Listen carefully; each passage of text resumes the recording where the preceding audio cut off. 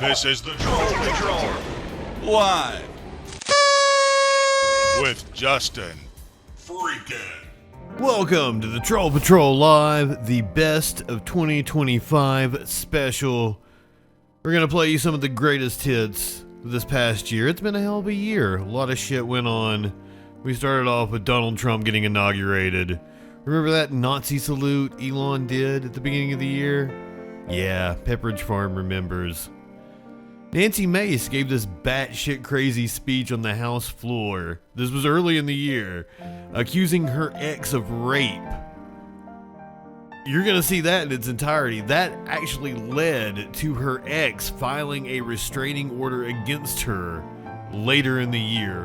One of my favorite stories of this past year was the Liver King challenging Joe Rogan to a fight, but unfortunately, Joe Rogan is a coward and did not accept Liver King's challenge. Senator Markwayne Mullin advocated killing members of Congress. This is the first part of the best of 2025 special. There's going to be a part 2 coming at you, but part 2 is going to deal with the biggest conquest I took on in 2025, which was trying to find a GOP mommy. So enjoy part 1, light one up, tip one back, because you're probably not high enough for what you're getting ready to watch.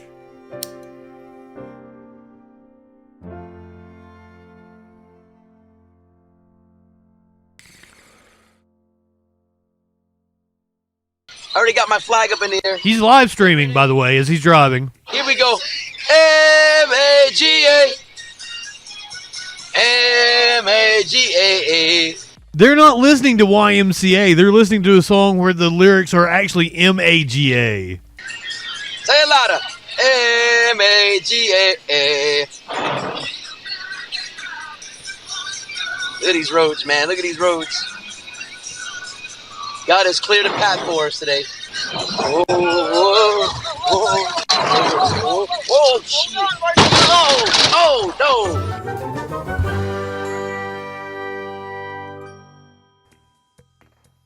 Allow me to show you a video of some Trump supporters who decided to go to the Capitol for January 6th. Are you guys ready for this? You know what? Me, personally, I'm already at the Capitol. I'm already yelling on my bullhorn. I already got my flag up in the air. He's live streaming, by the way, as he's driving. Here we go. M-A-G-A. M-A-G-A-A. Look at these roads, man. Look at these roads. God has cleared a path for us today. Say it louder. M-A-G-A-A. Come on. Shout it out loud. Whoa, whoa, whoa, whoa, whoa, shit. Oh, no. Oh. We're done. Oh. We're done, guys. Oh, shit. We're done. No, we're not. Oh, no. No, we're done. We're done. Oh, shit. I'm sorry, Jamie. We just destroyed the car. We're done. Shit. We're okay. Everybody okay? Oh my God! They're not listening to YMCA. They're listening to a song where the lyrics are actually M-A-G-A. Call 911, please. We're going to cut the stream right now. We are all okay. We're okay. We're all okay. Let me assess damage. All right? We are all okay. God has cleared a path for us.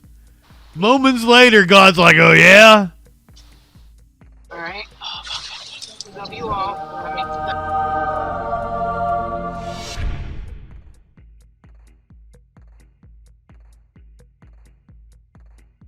One more time. That was too fun.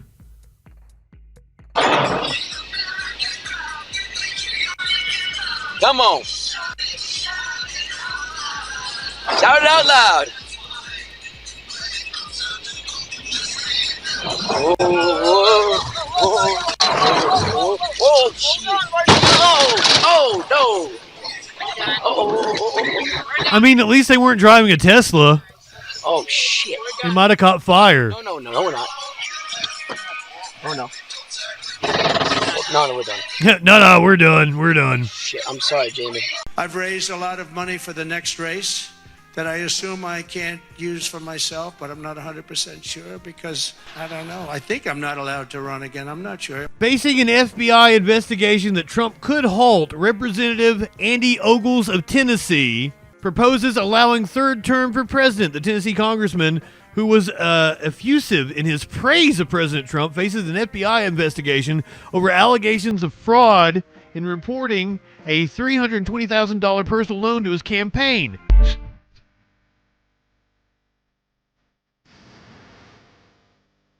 He's got tiny hands, too.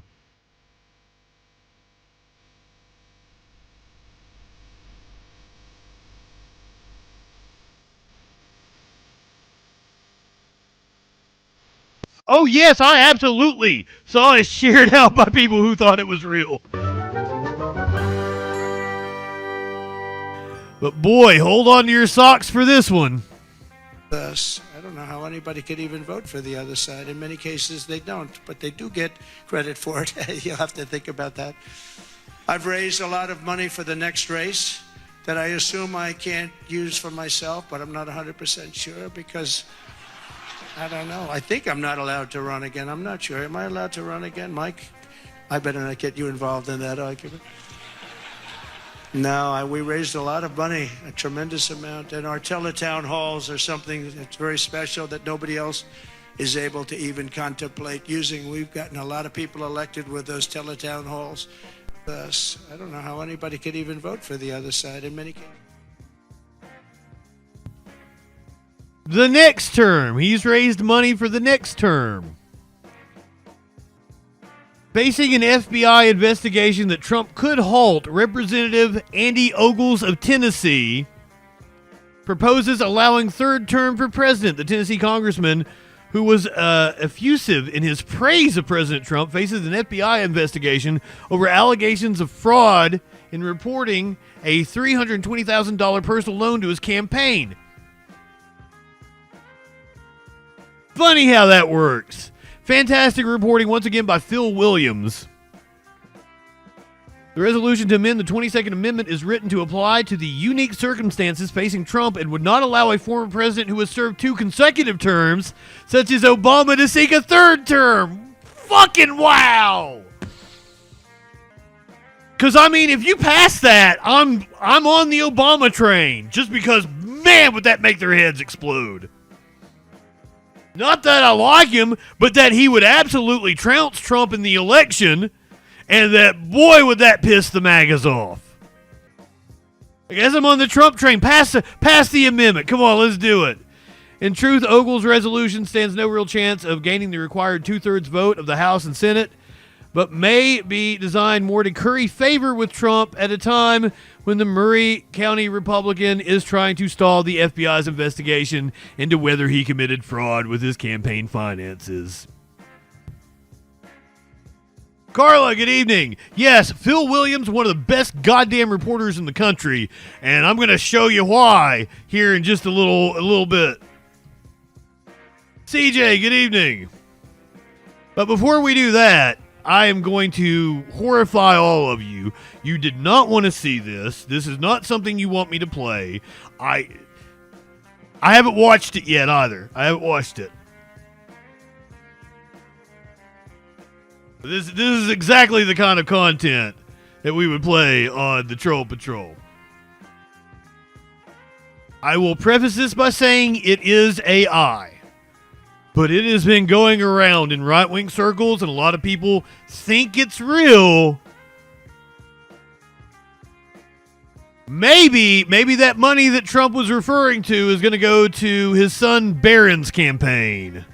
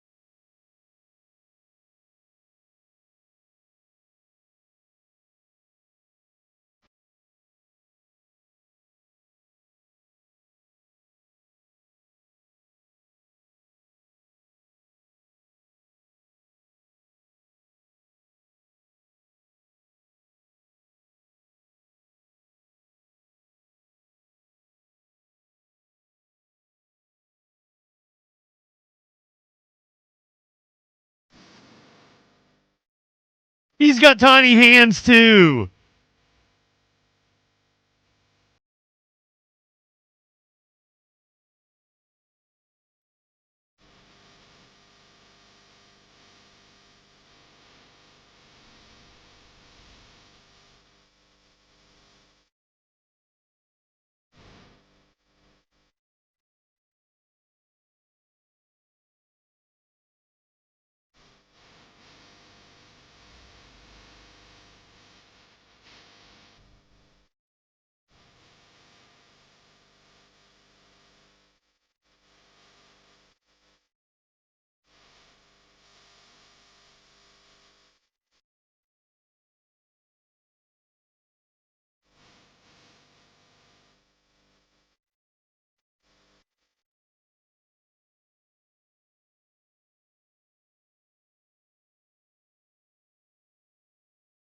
I really do hate you guys. I'm playing the whole thing.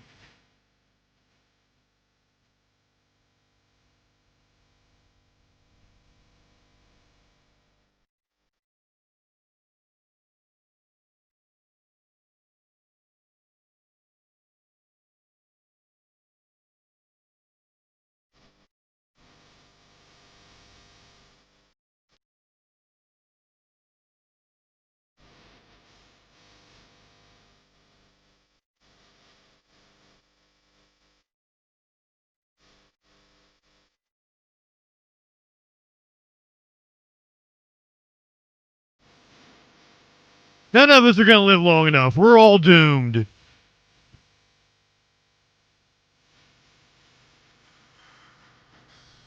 Oh, yes, I absolutely saw it shared out by people who thought it was real.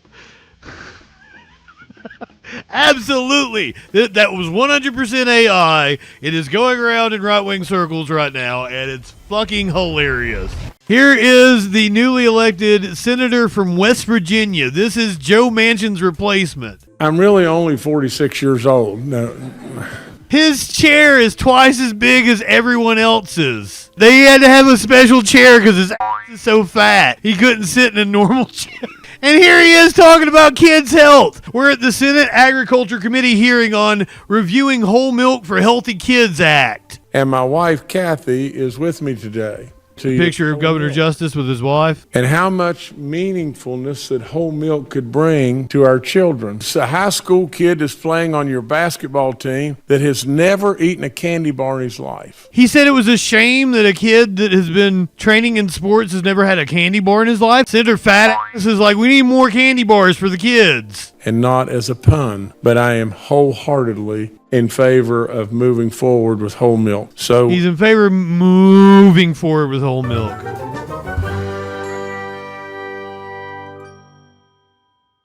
Here is the newly elected senator from West Virginia. This is Joe Manchin's replacement. I think it's kind of a good thing. Joe Manchin was just a Republican anyway, right? So isn't it better that we get a fun Republican that we'll get to make fun of instead of having a fucking feckless Democrat? thank you so much.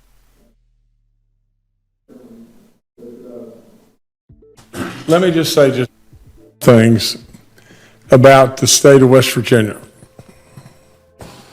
Yes, I want to pontificate. Second. I'm a coach. I'm with the kids all the time. And I've been that way forevermore. Probably that's why I've got all this white hair. I'm really only 46 years old. No. Oh my God! I've coached as many games as I've coached. See? Do you guys not understand why I've been waiting for him to get into the Senate? This has got to be amazing. And I've coached 1,300 and some games. And with all that being said, He's not fired up right now, white though. hair pretty easily. But you get white hair a lot easier if you just absolutely are there with the kids and you see what they're going through. You know, if you think in West Virginia, 1 out of every 5 kids faces food insecurity. His chair is twice as big as everyone else's. Look at that shit. They had to have a special chair because his ass is so fat. He couldn't sit in a normal chair. I shouldn't mock him. every single day. It's sad beyond belief. You know, when I was the governor in West Virginia, we made a real priority to try to some way, somehow. And here he is talking about kids' health. Oh my God. His chair is twice the size of anyone else's chair because he's so fucking fat. And we're at the Senate Agriculture Committee hearing on reviewing Whole Milk for Healthy Kids Act. Something about hunger. Do something about our food banks. Oh, you know something about hunger, all right. Here to do something that is so precious it's off the chart. Probably hungry right now. Now, it's unusual that the First Lady of West Virginia, when I was the governor, and my wife, Kathy, is with me today. She did something that is off the chart. She did something with communities and schools that was absolutely... You guys want to see a picture of his wife? Helping kids that were in real need. Now, just think about it. We're absolutely looking at the possibility... Picture of Governor Justice with his wife. And how much meaningfulness that whole milk could bring to our children. Absolutely, many of our kids in our schools in West Virginia, these are the primary meals of their whole day. That's all there is to it. That's baby dog. We can't step up and do the right thing for nutrition for our children. And God knows there's many, many, many things that our kids are putting in their bodies that they shouldn't be putting in. That's all there is to it. But one of those things is not whole milk, in my opinion. With all that being said, also, being a coach and not just athlete. I've never seen his wife before. I want you to pay really close. Oh, she's kind of a lovely lady. This. Just like my friend's mom. Kids want good stuff to eat today. You may think that kids just want junk to eat today.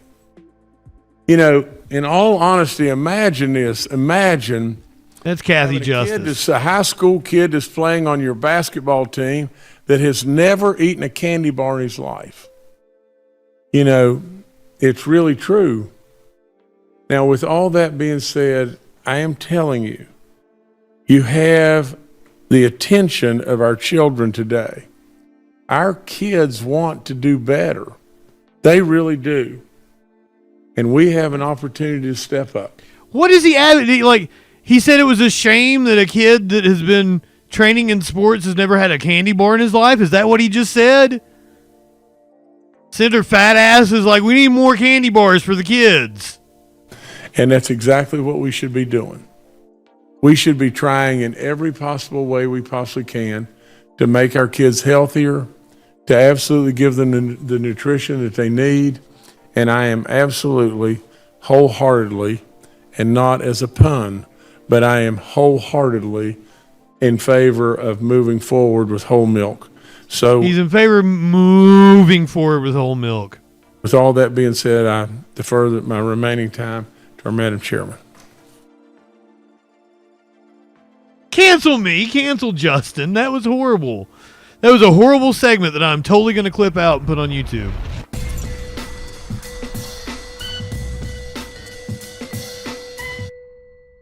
Is that Ryback? No, that's true. He's eating some chips. Wait, did you just pull Ryback into this chat? No, what's up? Feed me more. Feed me. And he came on eating. You brought fucking Ryback in. Did you guys know I was a wrestling fan? You really thought that was Ryback watching you? Yeah.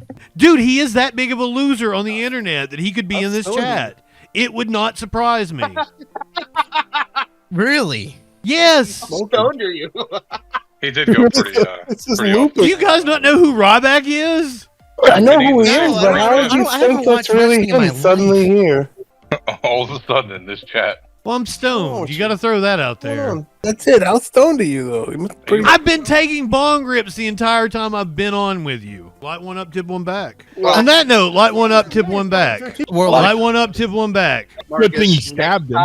And you got schooled by somebody completely stoned. All right, okay, here's let's get into the next subject matter. Drew's come on camera. It's good. Yeah, Drew, you look. Is that Ryback? No, that's true. No, that's true. He's eating some chips. Drew, you're on camera? Yeah. This is exclusive. Look Hey, at brother, you look just like fucking Ryback. it's weird. Chat, Isn't it? Damn.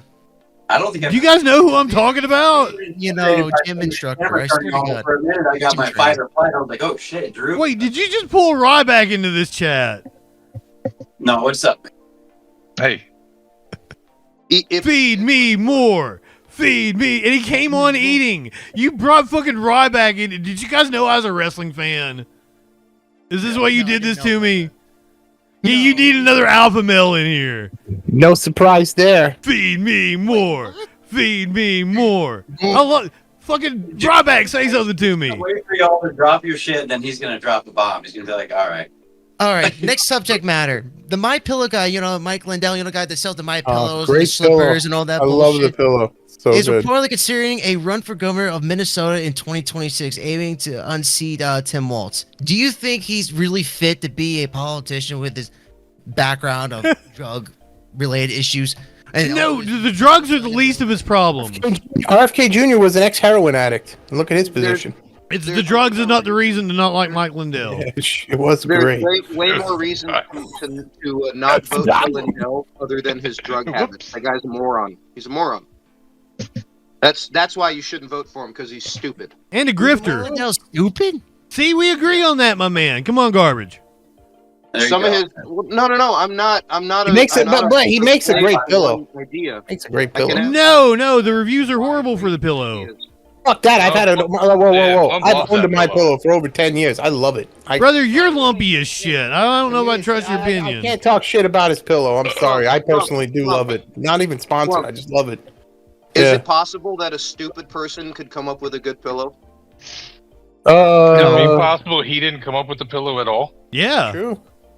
He could have Can't outsourced you the pillow. Good Can businessman. two things be true at the same time? Can he be a fucking idiot and Chips he are makes so a good. comfortable pillow and his company makes a good pillow? That's possible. And slippers and all that Is shit. that possible? And he can smoke Towels. crack too. Bed sheets. Seriously, will Ryback please talk to me? No.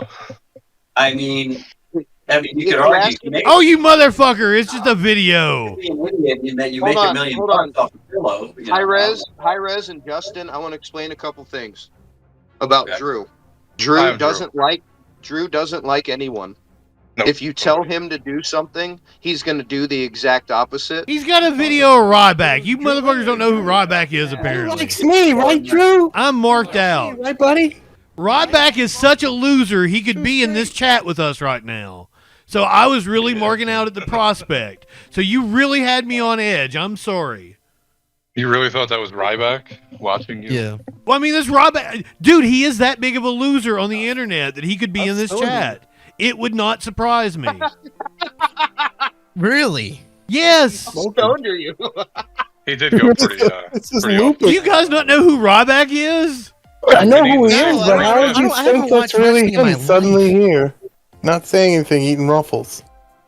All of a sudden in this chat. Well, I'm stoned. You got to throw that out there. Really fucking stoned. That's it. How stoned are you, though? You must pretty- I've been taking bong rips the entire time I've been on with you. Light one up, tip one back. What are you drinking on? Stoned. On that note, light one up, tip one back. Keep I us mean, safe, also it's too, these automatic. rehab facilities, like for example, the prison system. Light one up, tip one back. I just wanted to say thank you for having me, Marcus. It's happy Friday. It's good to see you. Happy and Friday. it's good to see everybody else. Marcus, thing you stabbed him. But I mean, the only thing that all right, here's what I'm gonna do. I want to move Mr. Hi-Res out of the call for a second. I'm gonna drag in somebody else into the call. I'm probably gonna do that. Oh, man. Yeah. And you got schooled by somebody completely fucking stoned. These men Give us the aren't deets. just criminals. They are predators. And you can see the names and the faces of these predators on this board. One of the first videos I saw was of a woman. She was incapacitated. Wait, hold on. Patrick Bryant is apparently her ex-boyfriend. Nancy Mace and her entrepreneur fiance, Patrick, so they were fiance, they were engaged. Patrick Bryant split after 18 months as staff quit her office, and she's accused of discussing her sex life with aides. You will not get away with it. None of you will, because tonight is about justice for me, and tonight is about justice for all of the women that you all raped, that you all filmed, that you all photographed, that you all abused for years. Man, this is a Wendy's.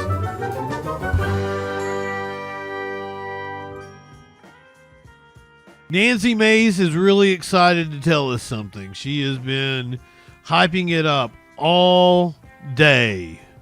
Now, I'm going to go ahead and say that we should hit the content warning on this one, because I think what she's going to talk about is very graphic. But I promise you, she has been hyping it up. She's even live on X tonight at 10. Nancy Mace's explosive floor speech to expose rapists, peeping toms, and sex traffickers. So, yeah, she's tweeting through it apparently, because this just happened. It happened at 7 o'clock. She's been hyping it up all day. We have 2 votes, and then at 7 p.m. tonight I give my speech. It's a speech that I wish my younger self could have heard. Yeah, truth brings peace, even in all of its brutality. So let's give her a shot here. We're not going to listen to all 50 minutes of this. Unanimous Good Lord. consent that all members may have 5 legislative days in which to revise and extend their remarks and include extraneous material on the topic of this special order. Without objection. Mr. Speaker, I rise today to call out the cowards who think they can prey on women and get away with it. It's just going to be transphobia, isn't it? Going scorched earth. So let the bridges I burn this evening light our way forward. Light one up, tip one back. You heard the woman. God's love has shown me the light, and God's grace has given me the strength to be here today. God placed this burden on my path, not to crush me, but to ignite something within me, a calling, a purpose, a responsibility, and courage, which I am using in spades today. The purpose of my speech tonight is to make sure these women will never be forgotten, and the men who hurt them will never be allowed to get away with it or hide again. God uses imperfect people to carry out his perfect plans. I ask God to fill me up, to be his vessel, and to use me for his purpose tonight. That sounds so dirty. Expose the devil's hand today. In Jeremiah 6:16, it says, when we're at a crossroads, that we're to look at the ancient paths, look for the right way, and walk on it. When I was saved 5 years ago in church in May of 2019, it was a Saturday night, and I was there. I was at a crossroads in life. And when I heard this sermon with my child next to me, he put his arm around me. He said, "Mommy, it's going to be okay. We are going to be okay." And I know that in God's faith, those are Representatives Boebert and Anna Paulina Luna behind her. And tonight it is God who is showing me the right energy flow to take. Because this is about truth.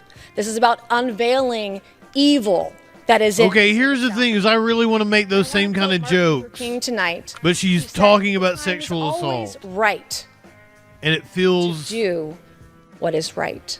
So what I am doing tonight, I know in my heart of hearts. Supposedly she's talking about sexual assault. I'm going to take this Bible a friend gave to me. I'm going to place my hand on this Bible. I swear to tell the truth, the whole truth, and nothing. Look at the face Boebert is making. So help me God. Is she shocked? Today I'm going to free myself from the monster who broke me. Today I'm going to free other women who fell prey to the same man. Today I will free other women further from a group of men who committed the most evil acts against them. I want every woman and girl to know in the country, you have a friend and you have a sister. Yeah, once again, you elected a rapist pedophile. Hell for you every day of the week. Minty, good evening. We must never tolerate abusers masquerading as men of character.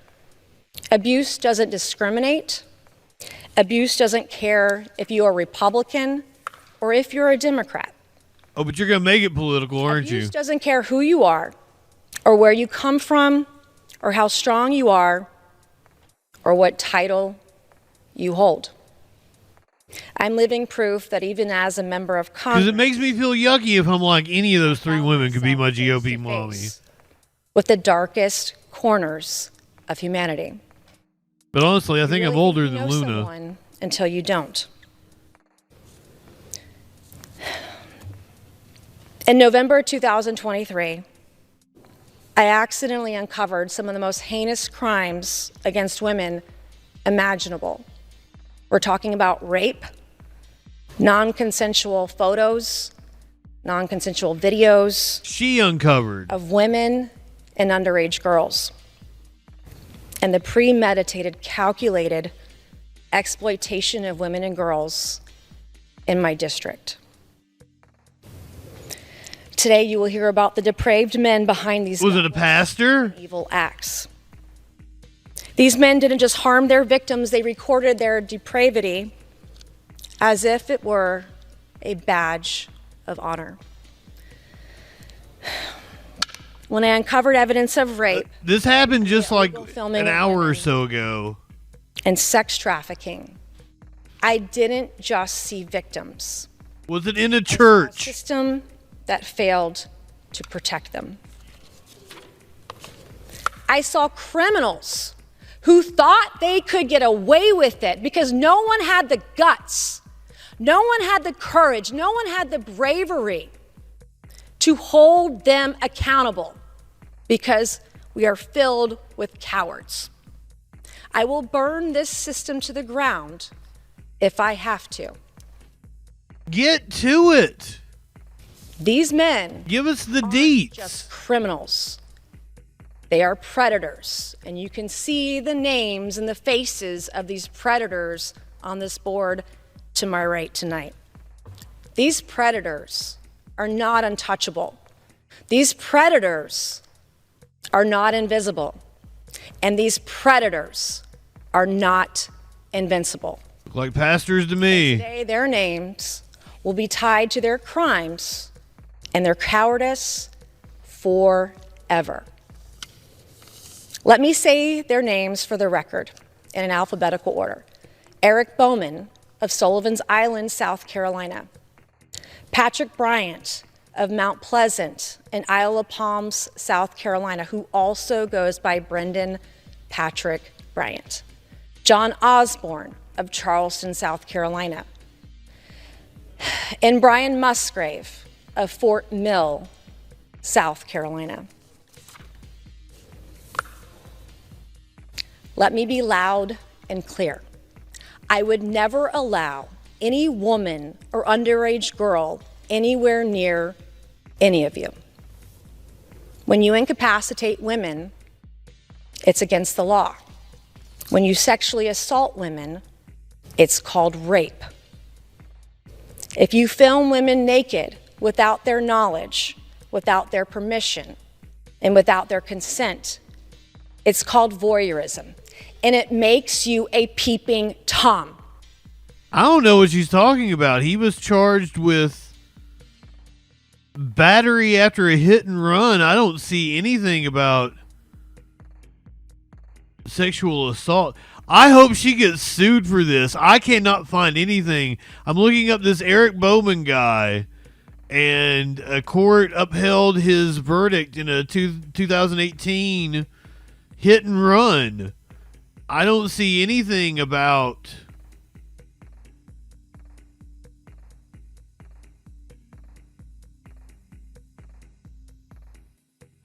a sexual assault charge. And that picture is the one from this hit and run charge. I do not see, like, it could be somewhere else, but I am not seeing it. You can see the dude clearly. That's the dude in that picture right there. Upholds verdict against ex-Charleston battery owner for 2018 incident. He struck someone twice in a low-speed vehicle in 2018. A jury ordered him to pay $1.8 million, so it sounds like it was even a civil case. I see nothing about him being charged with any kind of sex crime. And it is illegal.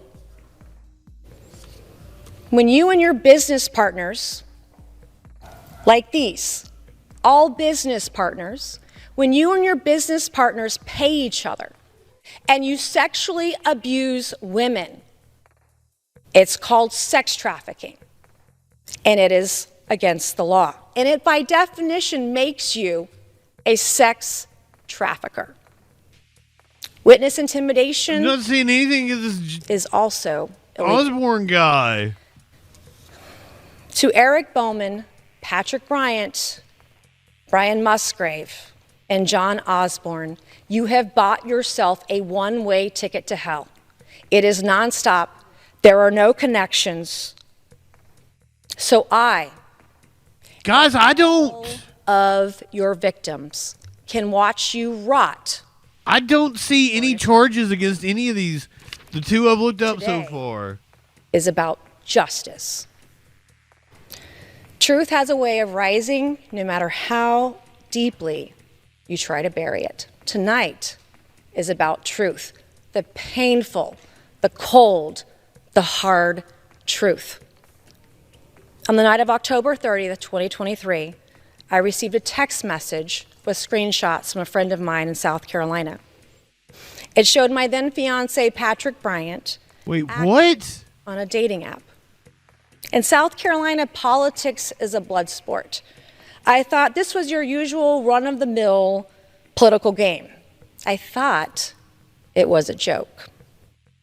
When I confronted Patrick Bryant 4 days later, on November 3rd, what was a joke? He did was take his phone and put it in a safe and lock it.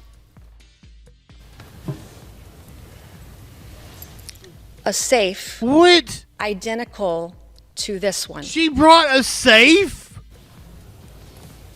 It was so confusing. I didn't understand. Why would someone put their cell phone in a safe and lock it?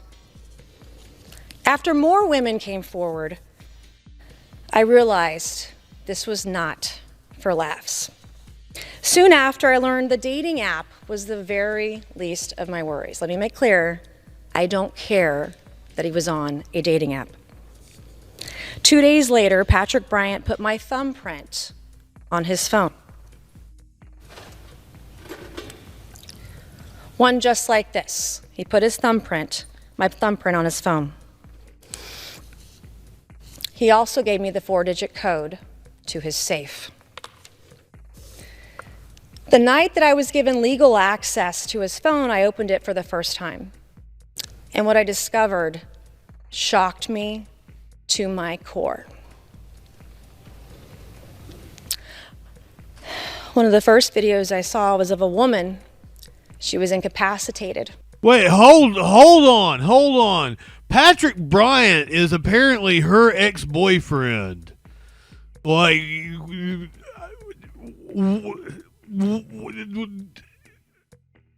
she's just being petty in Nancy Mace and her entrepreneur fiance, Patrick. So they were fiance. They were engaged. Patrick Bryant split after 18 months as staff quit her office, and she's accused of discussing her sex life with aides. The South Carolina lawmaker, who was one of the 8 to vote out former Speaker Kevin McCarthy, split with her fiance last month. This was December of 2023. Now they are fighting over a $3.9 million beachfront property with 6 bedrooms and a pool and $1.3 million Washington, D.C. home they both have equity in. And all of the men that she is accused haven't been charged, it seems. And she was being raped.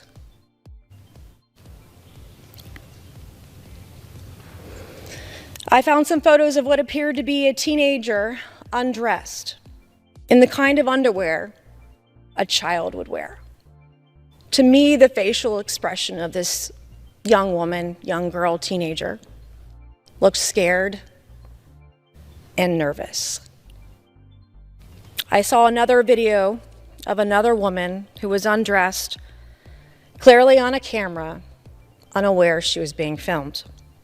She was slender, and she had long brown hair. I turned up the volume to hear if there was audio. I heard my voice.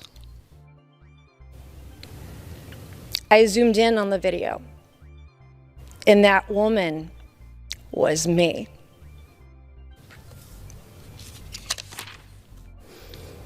My entire pulled the body Kamala. was paralyzed, and I couldn't move. Were my feet on the floor? Was I breathing? I have no idea. I could feel pain shooting out of my heart, out of my chest, drop straight down to the floor like I was in a nosedive. The pain running through my veins wouldn't stop. Time was suspended for a moment. This monster stole my body. It felt like I had been raped. He stole my body without my permission, without my knowledge, and without my consent. This hidden camera that I found was at a property owned by Patrick Bryant and his business partner, Brian Musgrave. Here was a similar camera bought on Amazon. Something this small that could violate so many to such a heinous degree. I found an app where at least one of the hidden cameras I discovered was stored. I discovered on this app for this tiny little camera, there were 10,633 videos on it. Let me repeat. Did you turn them over to the cops? Had 10,633 videos on it. Patrick Bryant must have forgotten. In my younger days, in my youth, I used to be a computer programmer. I know enough about technology. I found more photos, this time of female employees. I found photos of wives of male employees. Photos of girlfriends and women who very clearly didn't know their private parts were being filmed and photographed. This is not for Congress. After file, Patrick Bryant had upskirt photos of one particular victim, the wife of a male employee, who is also one of his best friends. He took upskirt photos of his employee's wife, spanning at least 8 years. He even took upskirt photos of her on their family vacations. And I know she had no idea these photos were being taken because of the way that they were taken. There's no way that she knew about it. I found about welcome in. Bryant's trash bin of underage girls that he deleted in the hours after he gave me access to his phone. Wait, what? I recognized 3 of the underage girls as daughters of some of his business partners. Some of them in bikinis. If you're a 50-year-old man and you have teenage girls in bikinis on your phone and it's okay, why would you delete them in the hours after? Why didn't you turn over this incriminating evidence to the cops immediately? 12 plus videos of 12 plus photos. I don't take your word for it. Trash bin. What are you to worry about if there's nothing going on? But 3 of the teenage girls I saw in his trash bin of his business partners were in bikinis. One of these jarring photos of the child of one of his business partners was an underage girl, fully clothed. To recap, Colt, Igloo, welcome in, guys. If you're just joining us, this Patrick Bryant guy was her ex. Apparently ex-fiance. They had a messy breakup. She was accused of telling her staffers all about her sex life. And now it looks like she... I don't want to discount her allegations. It's possible these men have done something horrendous to her, and I do not want to make light of that. But I do not trust Nancy Mace. What we seem to know for a fact at the moment is that this is her ex. None of these men have been charged with anything remotely resembling what she has talked about. This is all he said, she said.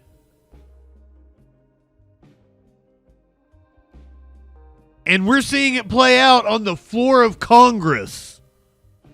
But her legs were spread open, unaware she was being photographed. Patrick Bryant took this photo from his penis area. What? In my accidental discovery, I found multiple devices used by... He was holding it with his cock. ...without their knowledge. And that's before I get to what I uncovered with Patrick Bryant and his business partners. Once again, your ex... Access to Patrick Bryant's phone, I found evidence that he got a second mobile device. I documented it. Patrick Bryant couldn't transfer these files off his device fast enough. I discovered he was transferring terabytes of data onto another device. I documented it. Patrick Bryant would soon replace his cell phone with a new one. I documented that too. He forgets that I used to be document anything? Programmer. None of this is conjecture. These are not... This is exactly conjecture. These are facts. It is documented. Sometimes with metadata. I knew how to get that too. This is what I found. Once again, doubt. This is what I saw. And this is what I accidentally discovered. They were cutting off Nancy Mace. As you should know by now, I keep all the receipts. In addition I don't know this. I personally identified almost a dozen victims. I found some witnesses, and I found more than enough probable cause, and then some. If I found this many victims with this little effort, why are they still on the streets of South Carolina today? I'm just one person. Imagine how many victims there truly Did you take it to the cops? You supposedly had the evidence. This cobble of rapists, this cobble of sex traffickers, this cobble of peeping Toms. Hey guys, Future Justin here. Just wanted to follow up on the story that we did yesterday, make some clarifications.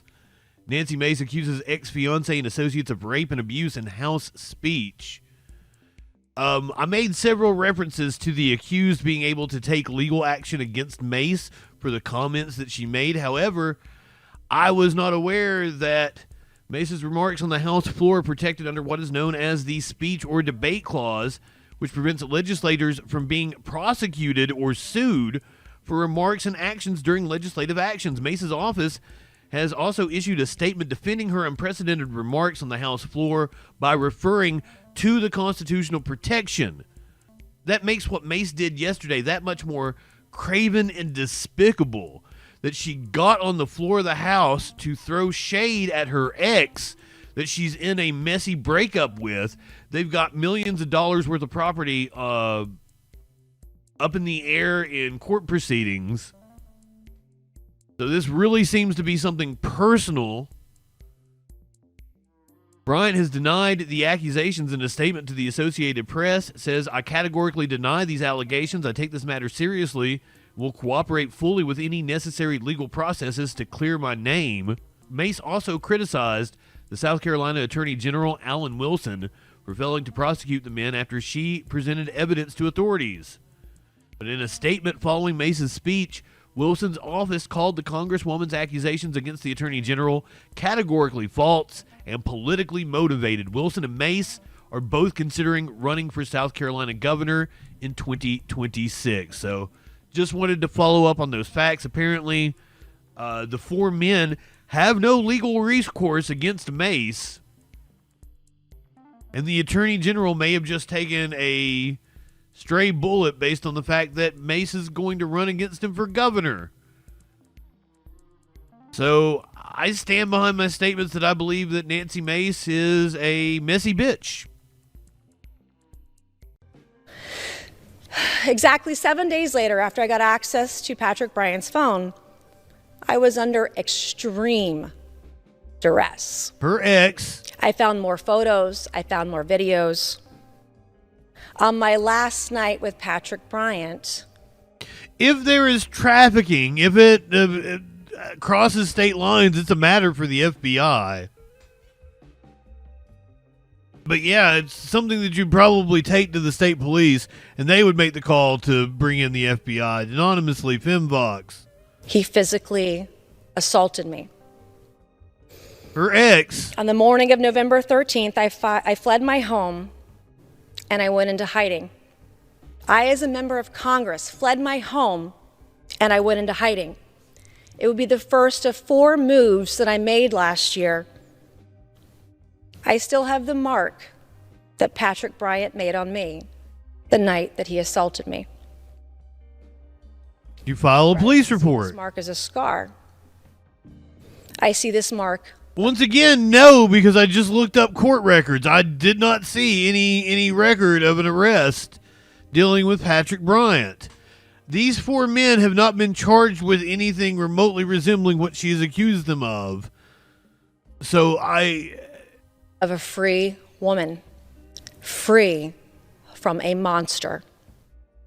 I will wear this mark that he made on me for the rest of my life as a badge of honor. And I don't doubt that her and her ex were fucking toxic. Who took me in, I want to say thank you. You took care of me when I had nowhere to go. You took care of me and my kids.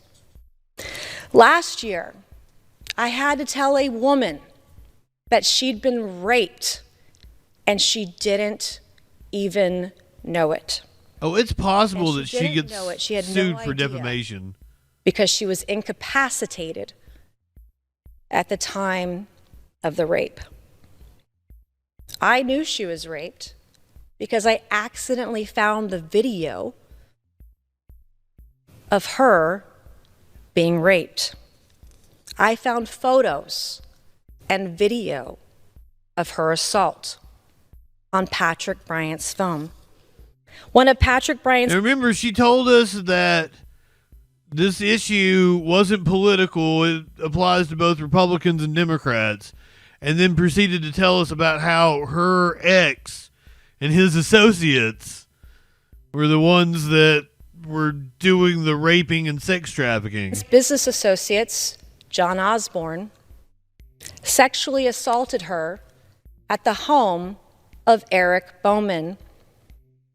Patrick Bryant and Eric Bowman both had their phones out like this as she was being assaulted. As they were chanting ass to ass. The 2 of them, the 3 of them business partners, the 2 of them had their phones out just like this, filming her as she... It looked like they were more than business partners. And she was completely laid out. There was no movement. There was no life. I couldn't even tell if this young woman was alive.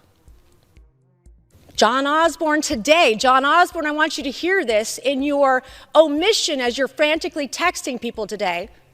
I cannot unsee what you did to this. I have a feeling we're going to hear from these guys. And you will not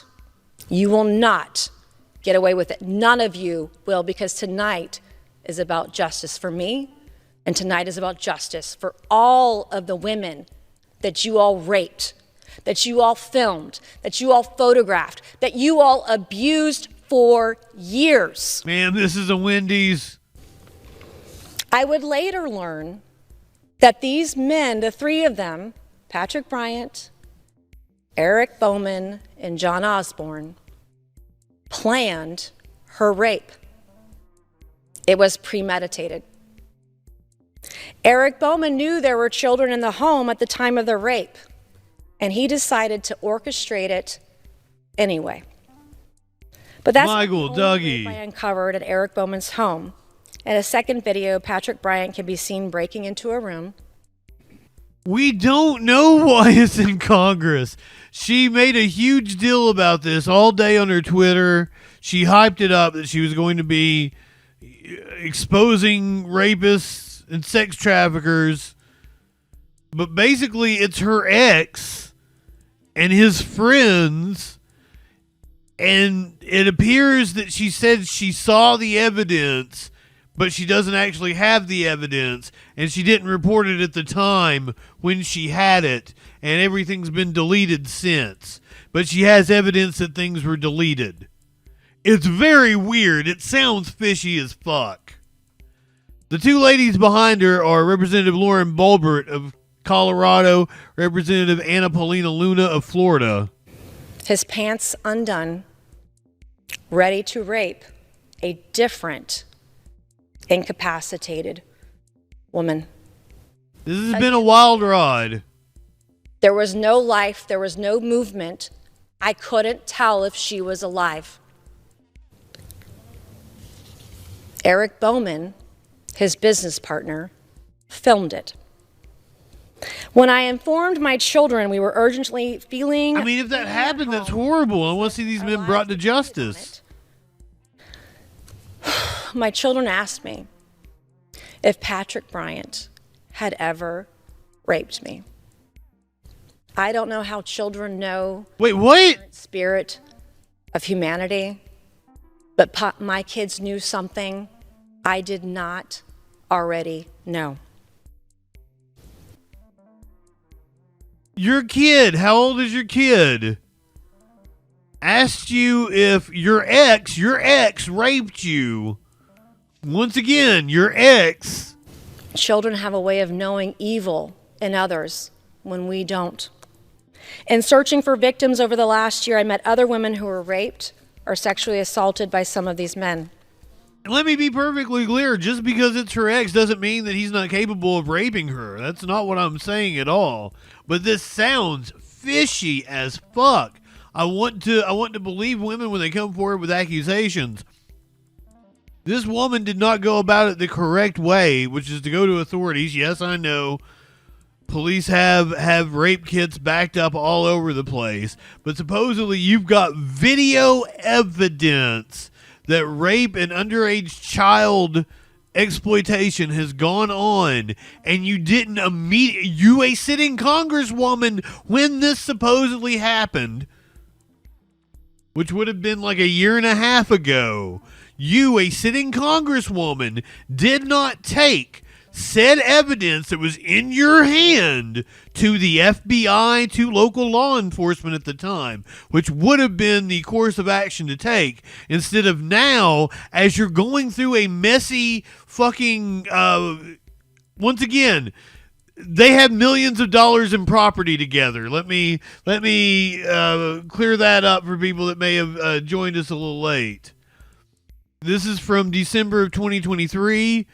Nancy Mason, her entrepreneur fiance, Patrick Bryant, split after 18 months. Her staff quit from her office, accused of discussing her sex life with aides. They are now fighting over a $3.9 million beachfront property with 6 bedrooms and a pool, and a $1.3 million Washington, D.C. home they both have equity in. So they've got millions of dollars on the line here. And now she, in the middle of these court battles, is taking to the floor of Congress to call this dude a rapist and call out his friends.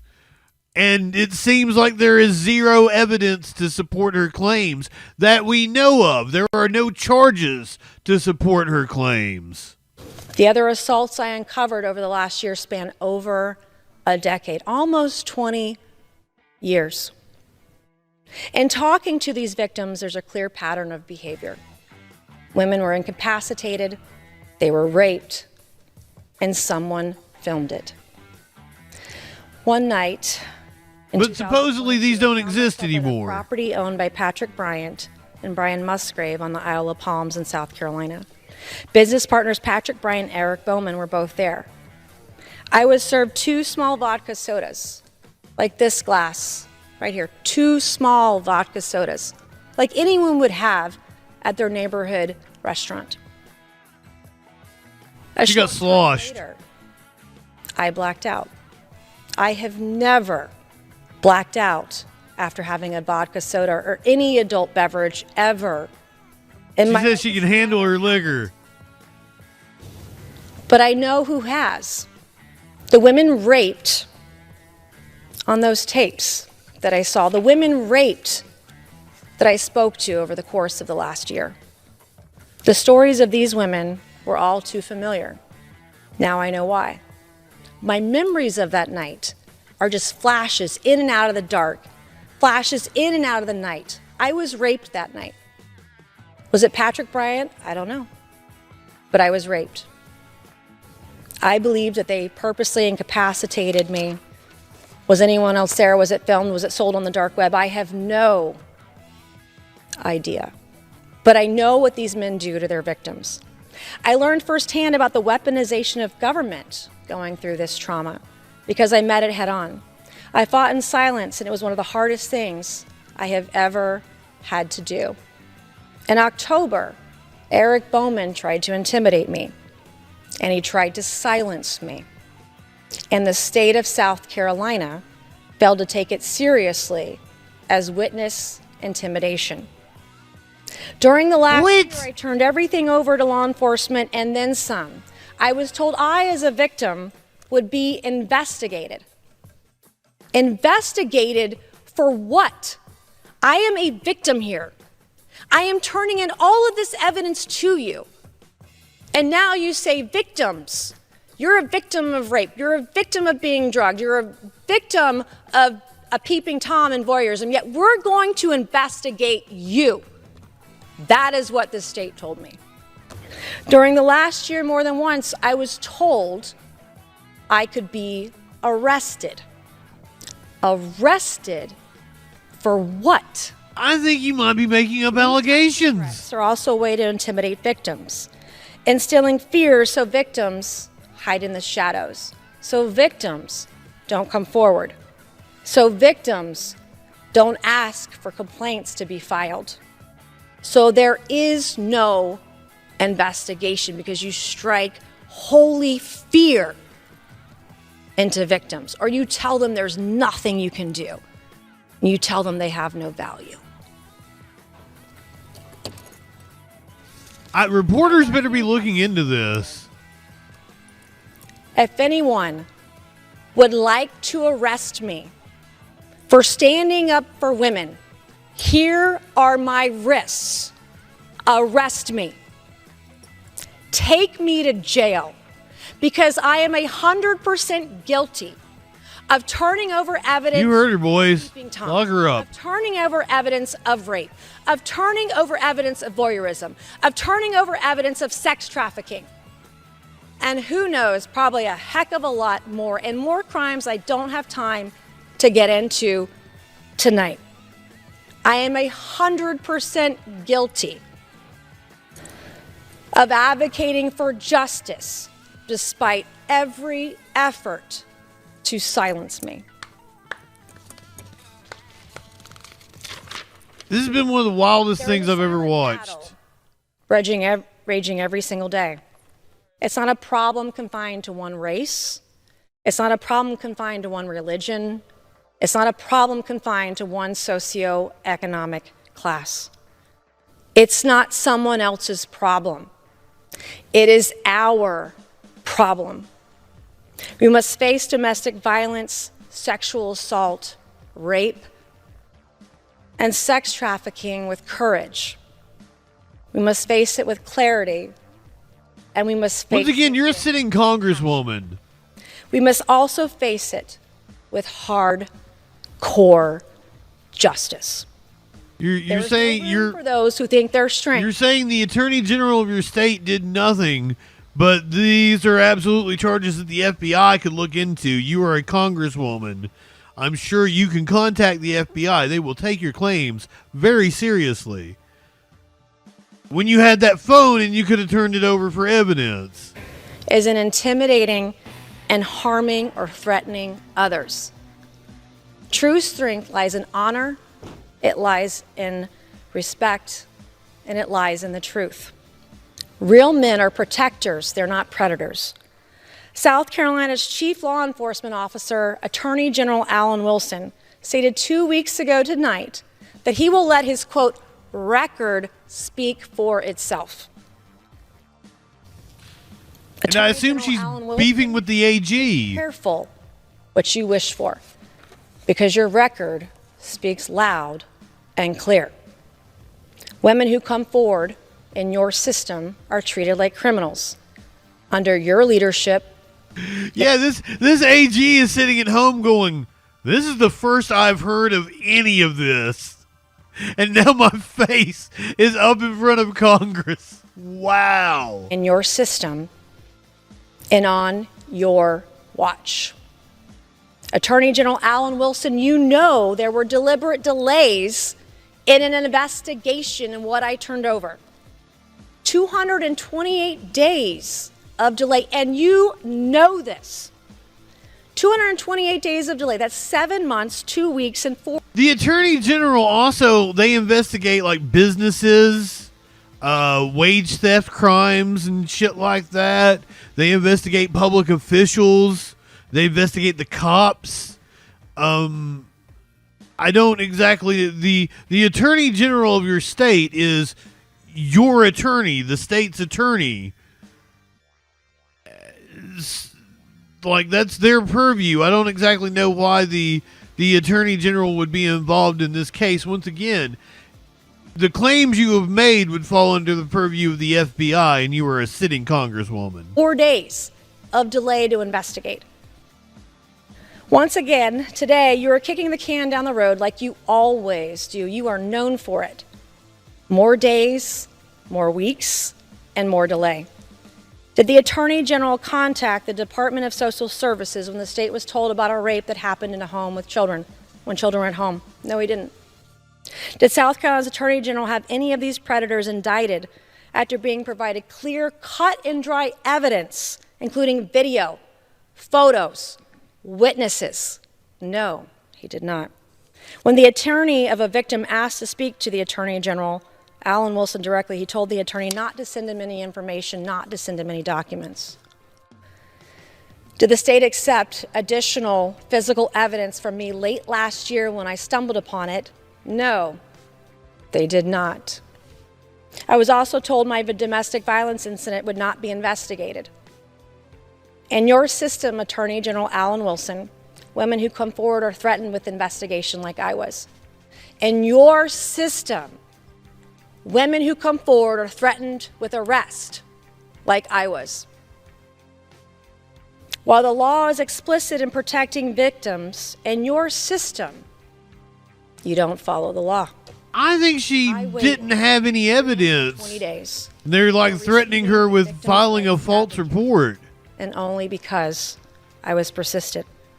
I was given a victim's rights advocate 10 months, 2 weeks, and 6 days later. 10 months, 10 and a half months the state waited to give me a victim's rights advocate. What is wrong with you people?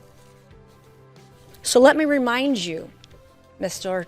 Attorney General, you have one job, and it is to follow the law. South Carolina Attorney General Alan Wilson, you're not a real man, because real men... I think we're going to be hearing a lot of fallout from this. ...protect women. I have no respect for anyone who treats women and victims the way you do. I will stand up and stand in the way of anyone who will cause harm and abuse, and you're one of them. You've turned a blind eye. And I think she's got a beef with the AG. Last 15 years. So once again, the man that she was calling out was her ex-entrepreneur fiance, Patrick Bryant. They split after 18 months. Several members of her staff quit because she was accused of discussing her sex life with Patrick Bryant. with the staff. Patrick Bryant now fighting with Nancy Mace over $3.9 million in beachfront property with 6 bedrooms, $1.3 million Washington, D.C. home that they both have equity in.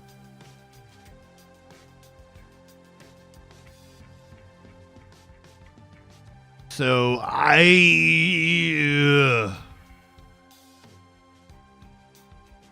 if her claims are true, it's disgusting, and I want to see those men brought to justice. Something smells fishy, and it might be Nancy Mace's cunt. I'm so cancel Justin on that one. Let's go. Because we're leaving. We're going to Austin. What was my very last point? That we're going to kick Joe Rogan's ass? Media influencer known online as Liver King has been arrested in Austin, accused of making a terroristic threat. All of this is happening. We're coming to you. I've challenged you man to man to a fight. Honorable. That just sounded like a friendly challenge to me. I'm Free Liver King. My man has been wrongly imprisoned. Shame on you. I'm going to make you pay. Shame on you, Joe Rogan. Are you telling me Joe Rogan was scared of that man? I don't believe it. Joe, fight Liver King. Your comedy career, completely over. You fighting Liver King would be the funniest thing. That's a whole new level of comedy. Like, think about it, Joe. I am begging you. Fight the Liver King. What I'm hoping is that you, Joe Rogan, are thinking, I'm going to choke that motherfucker out. Lights out. I'm going to choke him out. This is another level. Joe Rogan versus Liver King is the pinnacle of MMA and comedy, and we can all die happy if we get that fight. I'd pay for it. I'd pay $50. Joe Rogan, make it happen.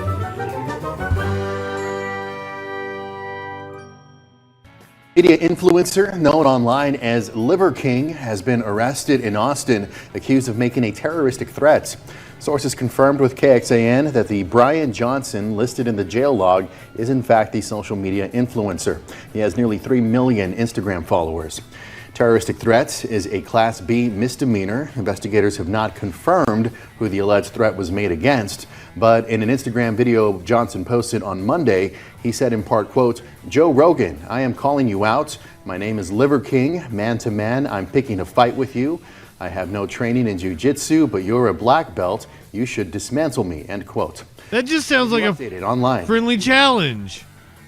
Wait, what? Whoa, whoa, whoa, whoa, whoa, whoa, whoa, whoa.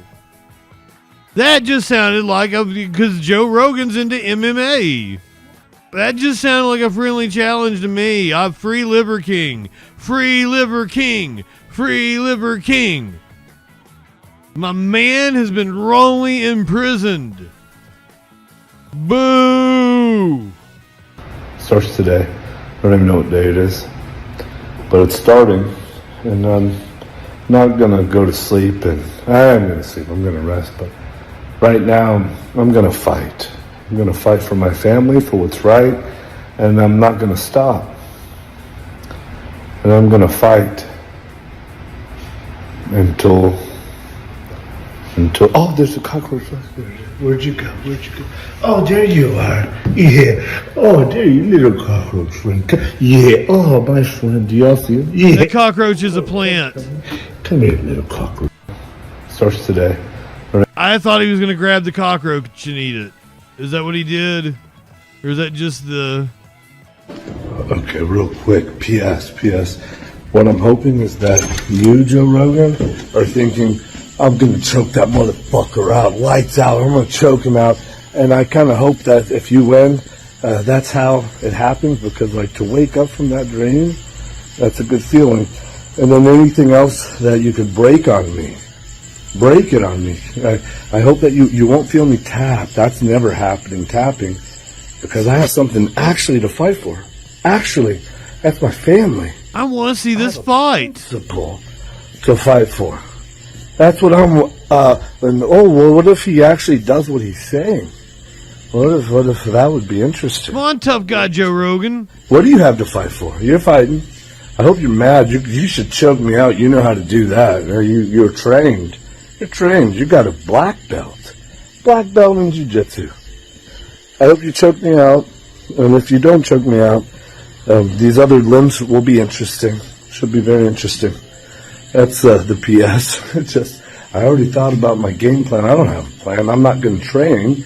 But I hope you've been training. And I'm ready whenever you're ready. If it's tomorrow, that will be great. Let's do it as soon as possible. If it's not tomorrow, then just whenever you're ready. Yeah. This is actually happening. And just remember on the backside, this is good. It's fun. Yeah. It'll be fun. I want it. It'll be like... I want to see this fight. Real fight. No, shame on you, bro. Shame on you. I'm going to make you pay. Shame on you, Joe Rogan. And what you pay will be donated to Good and True. So that's how barbarians bleed. The message. Are you telling me Joe Rogan was scared of that man? I don't believe it. Joe, fight Liver King. Joe Rogan, I dare you to fight Liver King. One, your comedy career completely over. You fighting Liver King would be the funniest fucking thing. That's a whole new level of comedy. Like, think about it, Joe. I am begging you. Joe Rogan, fight the Liver King. I want it. I want to see it. I would... Pay-per-view is all but dead. All you have nowadays is Jake Paul fighting washed up MMA and boxing legends. This is another level. It takes both of your passions and brings it to the pinnacle. Joe Rogan versus Liver King is the pinnacle of MMA and comedy, and we can all die happy if we get that fight. I'd pay for it. I'd pay $50. I put my money on it. Joe Rogan, make it happen. We don't have to make videos to pretend anymore. All of this is happening. We're coming to you. I've challenged you man to man to a fight. Honorable. And we don't have to pretend or make any videos. The world is watching. They'll make the videos for us. And you don't have to hold a camera. You can hold the hand of somebody that you love, because what happens next to you, you're going to hold the hand of someone you love. Something more than what you did to give you something to fight for, because I have my family to fight for. And then I'll die for him, you know that. What did Joe Rogan do to the Liver King? You've never come across something like this. Willing to die, hoping that you'll choke me out. I pray to God, because that's a dream come true. It feels good. And then the limbs. Feels real good. For my family. So limb. Go ahead. But then you have to contend with something else. And I weigh 177 pounds. An actual savage. And so at first you're like, fuck that guy. And right? When you all of a sudden he did get your attention, which I already did before this, you're saying, I'm going to choke that motherfucker, that piece of fucking shit. I'm going to choke him out. That's what warriors do. You and Andrew Tate are good warriors. But ooh, fight Andrew Tate too. You have comedy that you do is good and true. We have real tension. But what I see in you, good and true, great and powerful. Comedy is good and true. Touch points. Oh, people laugh if we don't make fun of them at their expense. They laugh. You should all make fun of me. You should all make fun of me at my expense. Trust me. We do. It still works, and then you should get paid for it. And let's go. Because we're leaving. We're going to Austin. What was my very last point? That we're gonna kick Joe Rogan's ass? The real G said it. It's my speech. Justin Fitz. Did Joe Rogan say something about him on his show? Did Joe Rogan mock the Liver King? Because it seems like it's personal.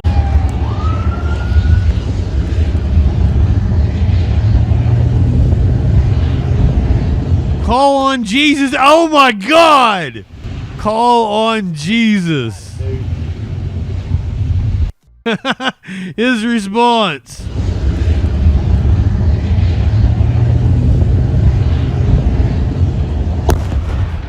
Jesus Jesus can't take the wheel of one Louisiana bus because it was blown sky high after the fuel tank ruptured and erupted, and the rapturous explosion was caught on video. Before the explosion, the letters on the side of the bus read, "Call on Jesus," though if it had a phone number painted on the side, it's scattered around the small southern city now. I liked how punny TMZ wanted to be about this. Light one up! I felt that one. I felt that one.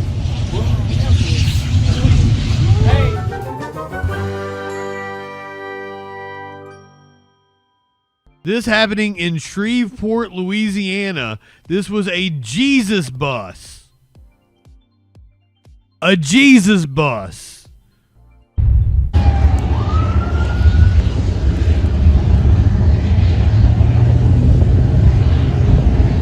Call on Jesus. Oh my God.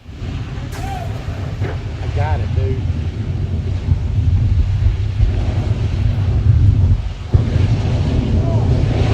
I felt that one. I felt that one. Hell, Satan. Hey, the piece of that bus hit the fence over there. I got it. Yeah. I got it.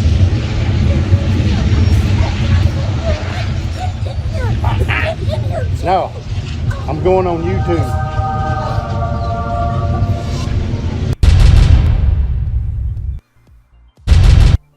I'm going on YouTube. I fucked it up. Let's watch that again. Big boom.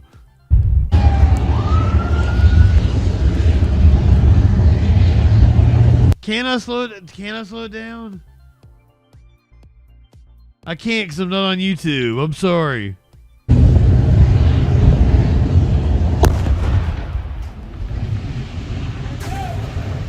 got it, dude.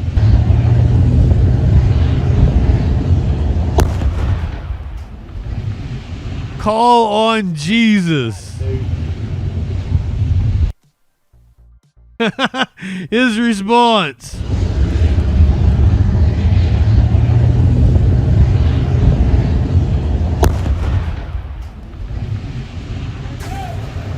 Now, unlike the news reporter earlier, I'm going to use ironic correctly. That is ironic. I got it, dude.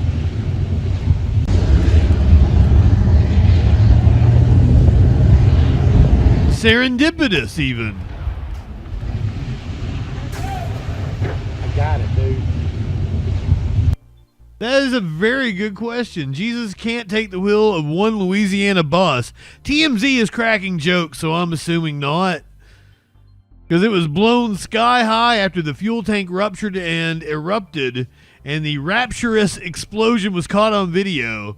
The incident went down in Shreveport, Louisiana on Wednesday. Okay, it wasn't today, it was Wednesday, with the Shreveport Fire Department releasing a statement claiming firefighters arrived on the scene to find a sports tram bus burning with flames shooting out of the gas tank. Shortly after the SFD showed up, the bus blew up, and you got to check out the explosion because it rocked the intersection. Flames billowing from its charred husk. Before the explosion, the letters on the side of the bus read, "Call on Jesus," though if it had a phone number painted on the side, it's scattered around the small southern city now. The explosion happened near a Fresenius kidney care sign next to the roadway, the site of a dialysis center in Shreveport. SFD crews worked diligently to put the fire down, and they say no injuries have been reported. A Jesus-like miracle. I liked how punny TMZ wanted to be about this.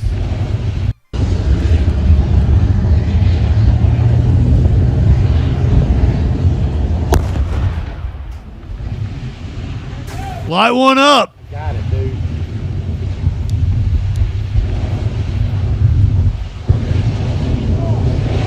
I felt that one.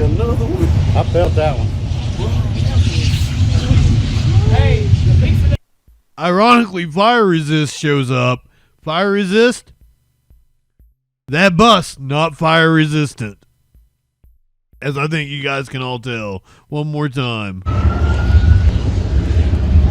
It's gonna be unholy. This is like a murder mystery, but the mystery's already been solved. Charles Kincaid, a newspaper correspondent, fatally shot former Congressman William Talby of Kentucky. That makes sense. He was from Kentucky. The two men had a volatile history which began in 1887. They were feuding. Kincaid decided he had enough and shot the former congressman in the face. Where this blood is, you can see the stains still on the stairway.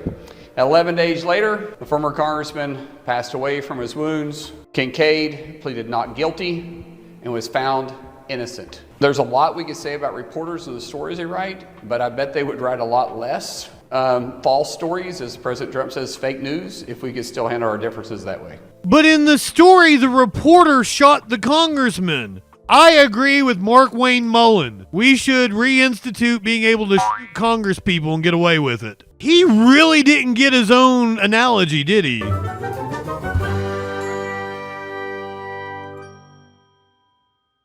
Republican senator floats using violence against journalists who report fake news. He loves to fight. My name is Senator Mark Wayne Mullen, and I love to fight.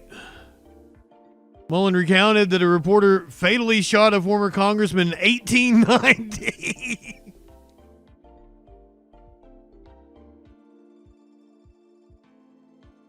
Adding there might be less fake news if we could still handle our differences that way. Wow. Wow. First of all, can somebody look up who that was? Who's the reporter that shot a congressman? I've not heard that one. I feel like that's one I'd be aware of. This is like a murder mystery, but the mystery's already been solved. Once again, just kind of interesting facts while we're doing this all-night vote-a-rama. Once again, it's going to have zero outcome, but let the Democrats throw their tantrum. So where we're standing is in the little stairways. It's got a whole big old echo. Wasn't even in 1880. It wasn't even in 1889 or 1890. What he said. It was in 1887. Charles Kincaid, a newspaper correspondent, fatally shot former Congressman William Talby of Kentucky. That makes sense. He was from Kentucky. The two men had a volatile history which began in 1887 when they were feuding. When Kincaid wrote a story implicating Talby in an extramarital affair. And he got triggered. Talby opted not to run for a third term. However, his work as a lobbyist kept him in close proximity to Kincaid, who covered Congress for the Louisville Times. During the next few years, Talby and Kincaid traded verbal insults. On the day of the shooting, house doorkeepers had to separate the two men, the tall and sinewy. Sinewy? I've never heard the word sinewy.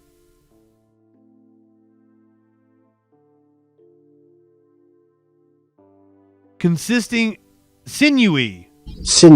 Okay, there we go. That makes sense to me now. The tall and sinewy Talby allegedly warned the slight reporter, described in a contemporary account as a little pint of cider feller, to arm himself. Kincaid later met up with Talby and shot the former representative on the east staircase of the House wing of the Capitol. The media widely covered the shocking event for the first time in the memory of, man, a gunshot was heard in the National Capitol today. Wouldn't be the last. And the marble steps of the staircase leading from the house floor to the restaurant below were stained with human blood. Talby eventually succumbed to the gunshot wound and died on March 11th. A jury acquitted Kincaid on the grounds of self-defense. I agree with Mark Wayne Mullen. We should reinstitute being able to shoot Congress people and get away with it. Anyway, you were saying, Mark Wayne. But an interesting fact about this stairway is there was a reporter named Kincaid that did a story on a former member of Congress named Talby. Now, Kincaid wrote a story about Talby having an affair. Toby.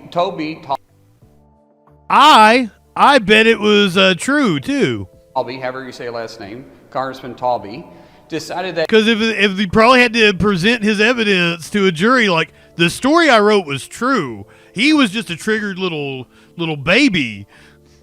he wasn't going to run for re-election, so he became a lobbyist. Those two continued to cross paths, and they hated each other with a passion. I am for reporters shooting lobbyists. Yes, I am with Senator Mark Wayne Mullen. He sold me on this. One day, it kind of spewed over, and Talby was on the House floor. The lobbyist, or the reporter, was around. They got into altercation. Talby literally threw him off the floor. Kincaid got mad, went home, got a gun. As they were coming down the stairs, Kincaid decided he had enough and shot the former congressman in the face. Where this blood is, you can see the stains still on the stairway. 11 days later, the former congressman passed away from his wounds. Kincaid pleaded not guilty and was found innocent. Now, there's a lot we could say about reporters and the stories they write, but I bet they would write a lot less false stories, as President Trump says, fake news, if we could still handle our differences that way. Hey, guys. But in the story, the reporter shot the congressman. Mark Wayne Mullen, you said there would be more fake news and used an example of a reporter shooting a congressman. You absolute dumb motherfucker. This is why I call right-wingers fucking morons.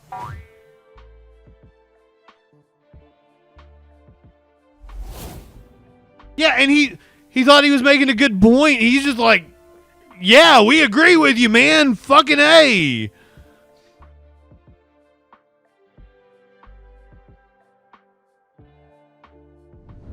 Do you think we're stupid? You think we're fools? And now here is the question. Senator Mark Wayne Mullen, I would like to ask you, point blank, are you going to testify on Luigi Mangione's behalf at his trial?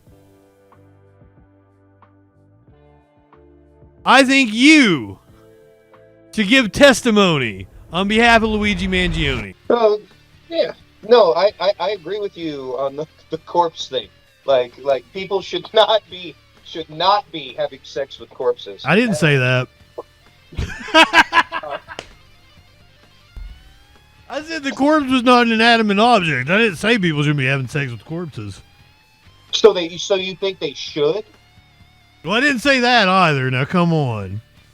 So what do you think? What do you think about the whole corpse sex? I'm neutral on corpse fucking. Gender reveal gone bad. Because just as Andrew Soliday started spinning his tires, leaving a cloud of smoke behind, Kenton police were on the scene, and they didn't see pink or blue, they saw red. Andrew Soliday was immediately placed in handcuffs. Can I explain? No! I'm sorry. They just called me and asked me to come for a gender reveal. So, I understand why they stopped. They saw the smoke, but once they pulled up and my hands are out the window and the grandmother and mother and everyone and me is telling them it's a gender reveal. Who the gives a if it's a gender reveal or not? It was for a gender reveal. Is all we were doing. As the grandmother of the couple having the... Honestly, that makes it worse. If you were just out in the middle of the street doing donuts, burning it out, like, I'm probably going to take your side. The fact that it was a gender reveal makes me like, yeah, cops, you did the right thing. Take them away, boys.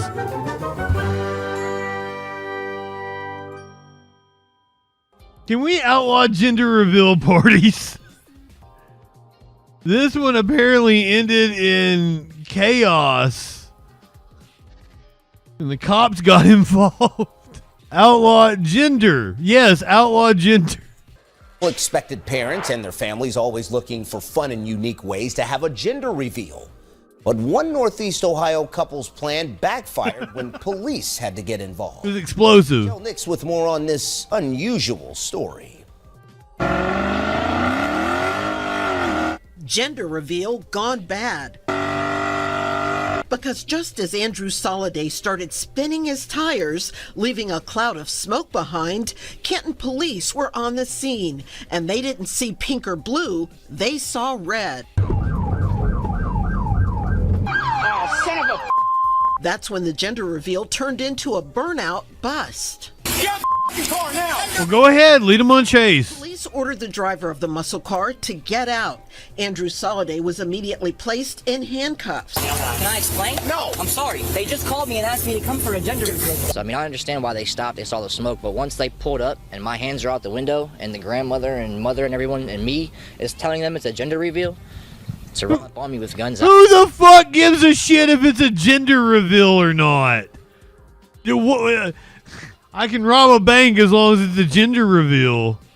Oh, and treat me like that was just crazy to me. It was for a gender reveal, is all we were doing. As the grandmother of the couple having the... Honestly, that makes it worse. If you were just out in the middle of the street doing donuts, burning it out, like, I'm probably going to take your side. The fact that it was a gender reveal makes me like, yeah, cops, you did the right thing. Take them away, boys. The reveal on Lawrence Road Northeast in Canton tried to explain to officers what they were doing.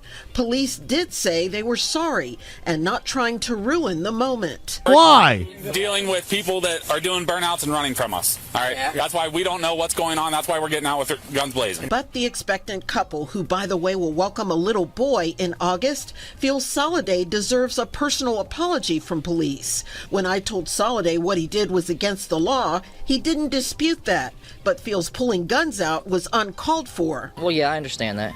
But, I mean, what about our rights? Was no threat. There was little kids then and grandmothers out here. What was the threat? But no matter how innocent the cause or well-meaning the act, Canton police say the bottom line is that anything perceived as street racing, drag racing, or burnouts is a crime and against the law. In this case, they let the driver go with just a warning. Seriously? In Canton, Michelle Nix, 19 News. I mean, I guess I should be happy. I don't like draconian shit, but like, they didn't even take him in. Do you want to keep going and keep harassing me?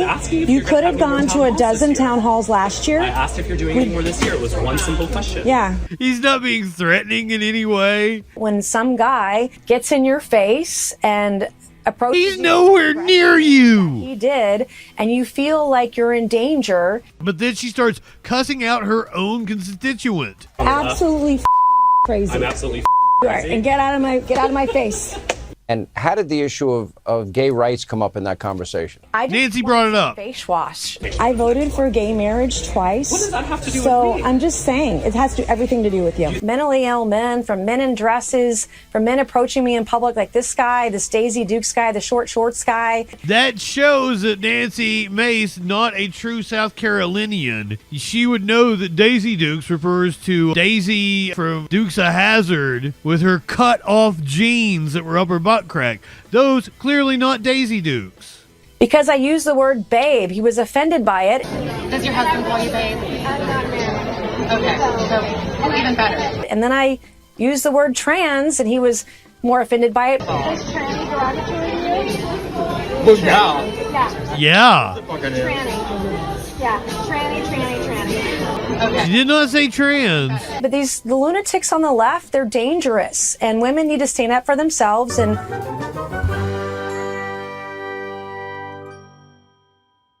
this is a constituent of Nancy Mace. Apparently, I didn't know it was an Ulta. Ulta, is that the name of the store?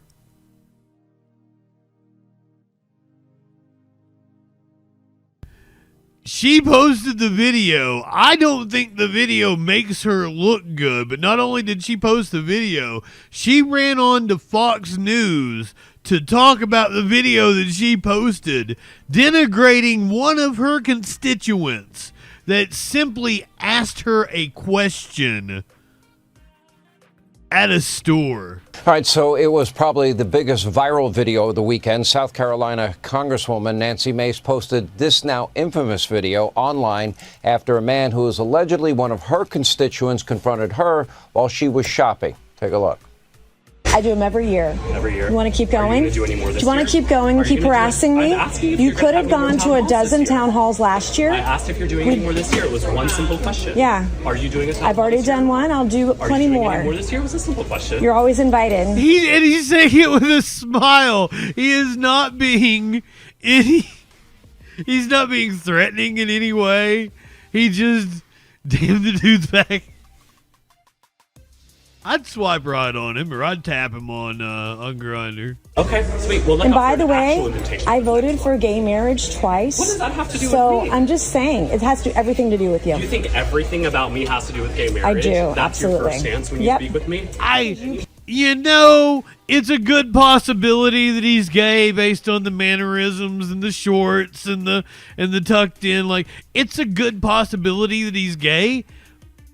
But there's like a 5, 6, 7% chance that he's not. That a straight man could wear that and that he has a really hot wife. So, like, for her just to assume that he was gay is bigoted. Honestly. He's probably gay, but not necessarily. Apparently he was, because, you know, he didn't dispute the fact that he was gay. What does that have to do So with me? I'm just saying, it has to everything to do with No, you. he's zesty. Everything about me has to do with gay I marriage. do, That's absolutely. your first stance when you Yep. speak with me? Because you Anywhere that people you're on the going to left this year are or not. crazy. So I'm You're on the left. absolutely crazy. I'm absolutely You are, crazy. and get out of my face. You're insane. Goodbye. Tadpole.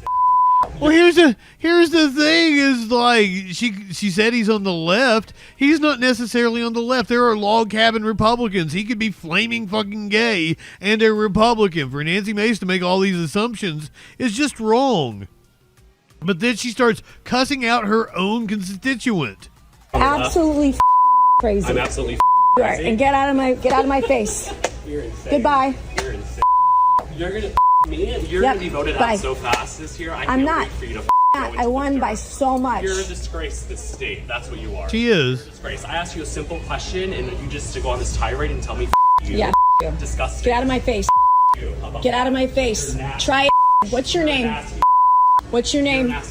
What's your name? Do you call her nasty cunt? You're saying me as Absolutely. asking you a Get question. the out of my face. You. Now. You.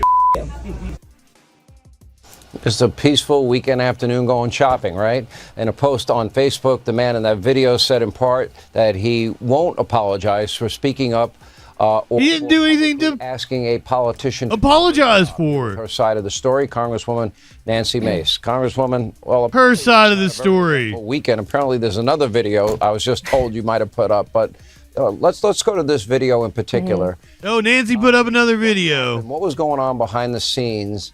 And just to be clear, she can still be my GOP mommy. Damn, Nancy, look at them titties. Poof. A titty slap! Come on now. She put her name in neon highlighted font on the TikTok. And how did the issue of gay rights come up in that conversation? Well, right. I just Nancy brought it up. Face wash. That was it. I went to the store. I had a little bit of time to myself on Saturday afternoon. Want to go shopping like I do. I'm a normal person. I do my own grocery shopping. And this guy approached me, and I will tell you, I felt threatened. I felt harassed. And I will tell you, as someone who's experienced trauma in her life, and a lot of women will understand what I'm talking about, when some guy gets in your face and approaches He's nowhere near you. He did, and you feel like you're in danger.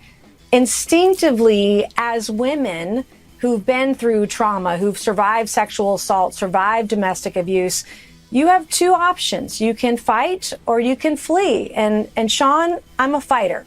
And I've never stood back down from a fight. I will stand. What a my ground like any disgusting strong woman should. woman. And I will tell you, this was the third incident I had last week alone.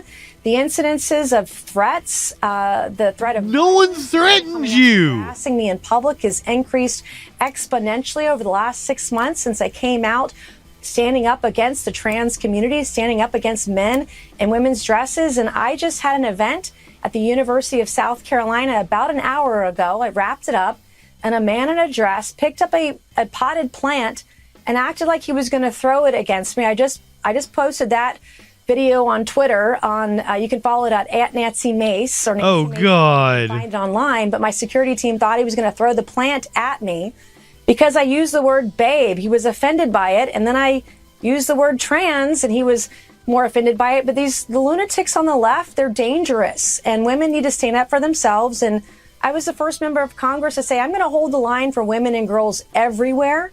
And since that time, the amount of aggression that I don't know if Fox is going to show it or not, but here, I found it. It's pinned to her Twitter. Wasn't hard to find. Does your husband call you babe? I'm not married. Okay, so even better. I don't care. Okay, so I would like for you to apologize because that is derogatory and second of all. Is tranny derogatory to you? Well, yeah. Yeah. Tranny. Yeah, tranny. If that's derogatory, You are representing I'm sorry. So does your husband call you babe? I'm not married. Okay. She did not say trans. Michael, good evening. Okay, so I would like for you to apologize because that is derogatory and Did they change your voice? I was wondering if there was something going on there. second of all. Is tranny derogatory to you? Well, yeah. Yeah. Of course the fucking is. Tranny. Yeah, they changed your voice. Didn't look like she was gonna throw it at all. She looked like she just grabbed it to take it with her. If that's derogatory, You are representing I'm sorry. There's a cop right there. I'm not married. Okay, so This is once again Nancy making something out of nothing. okay, so I would like for you to apologize because that is And they altered the video to change this young lady's voice, who seems like a lovely lady. Of course the fucking is. Tranny. Because you can hear the change in the music. If that's derogatory, You are representing I'm sorry. Because that's like Natasha Bedingfield behind her. That sounds nothing like Natasha Bedingfield when it changes it. It's odd that they would do that, but I mean, that's how sleazy these people are. I've had from mentally ill men, from men in dresses, from men approaching me in public like this guy, this Daisy Dukes guy, the short shorts guy. Daisy Dukes guy. Face wash. It's not Was okay. this the and condoning this kind entire of behavior is confrontation only you going to lead to posted? violence. Or did anything No, it was happen not. prior It to was you not. start? It was not. What happened prior to that?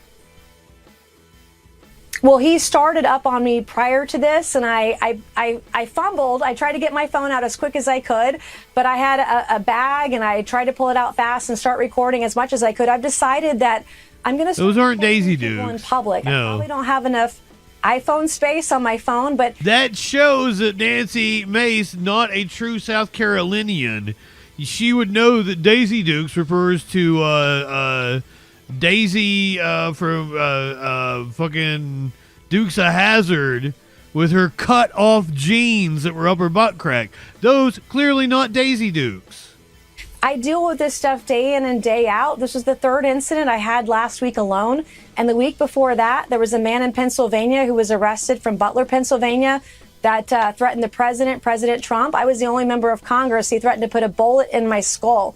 Most of this stems from my position about protecting women and girls in private spaces.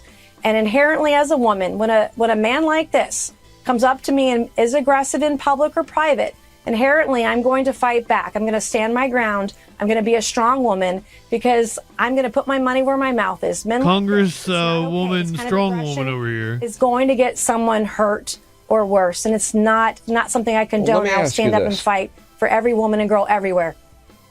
We see those on the left that have been pro-Hamas, a designated terrorist organization. Some on the left, this obsession with Luigi Mangione, the alleged assassin of the United Healthcare CEO. We've seen domestic terrorism at Tesla dealerships against Tesla owners and charging stations, open calls for assassination of people like Elon Musk and President Trump. It seems like everything's getting really ratcheted up. The left's gone a You're the one ratcheting things up. Oh my God. Here, let me sit here and propagandize you, scare my viewers, and totally conflate multiple instances together and then say, oh, it really feels like things are being ratcheted up.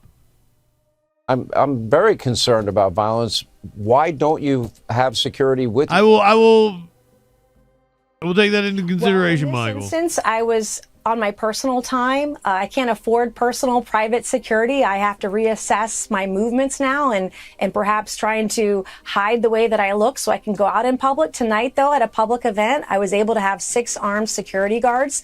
I needed to have that. And even still with 6 armed security guards, we had a man in a dress who picked up a potted plant. It looked like he was going to toss it at me or throw it at me. No. Until the police moved in. Didn't look like that at all. Threats that conservatives are facing, like Elon Musk, like Donald Trump, every single day. And we have to stand up and fight back and fight for ourselves. Stand up for our own freedom.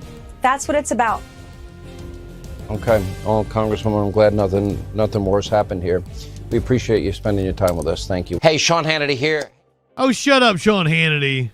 Now, I agree, Joni Ernst, fucking gorgeous lady, totally into her being my GOP mommy. But I mean, there's one other really good candidate for being my GOP mommy, and that would be Congresswoman Anna Paulina Luna. Woo, doggy. I want to dance. Je veux danser. And what Jesus did for me. Ce que Jésus a fait pour moi. Jesus is God. Jésus est Dieu. Almighty God. Jay-Z. Saved my life. Il a sauvé ma vie. I'm excited about God. Je suis excité de Dieu. And I want to worship Him. C'est pourquoi je l'adore. Because He's coming again. And Jésus, He's il revient encore. And He's got plans. You have an arrest warrant. Take a look around. You are surrounded. Stand up with your hands empty and above your head and come to the sound of my voice.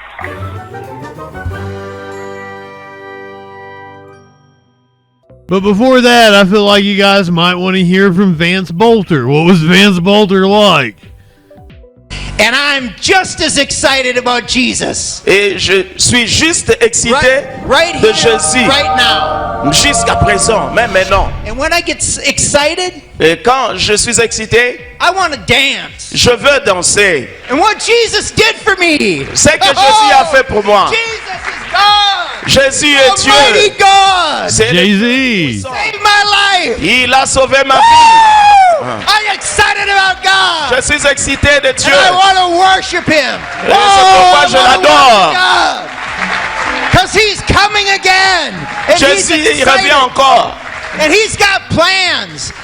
Il a de plans and purposes et le dessein for each one of you. Pour chacun de vous ici. And for me. Et pour moi aussi. One more time. And I'm just as excited about Jesus. Et je suis juste Vance Bolter, ladies and gentlemen. Jusqu'à présent, même maintenant. And when I get excited, et quand je suis excité, I want to dance. Je veux danser. And what Jesus did for me. Combo Weasel. Fait pour moi. If you just walked into this was the man accused of murdering one Minnesota lawmaker, injuring another Minnesota lawmaker, murdering 2 people in total, injuring 2 other people. A manhunt currently underway for this man. And I'm just as excited about Jesus. Et je suis juste excité right de here, Jésus. Right now. Jusqu'à présent, même maintenant. And when I get excited, et quand je suis excité, I want to dance. Je veux danser. And what Jesus did for me. Ce que Jésus a fait pour moi. Jesus is God. Jésus est Dieu. Almighty God. C'est le Dieu puissant. He saved my life. Il a sauvé ma vie. I'm excited about God. Je suis excité de Dieu. And I want to worship Him. C'est pourquoi je l'adore. Because He's coming again. And Jésus, il revient encore.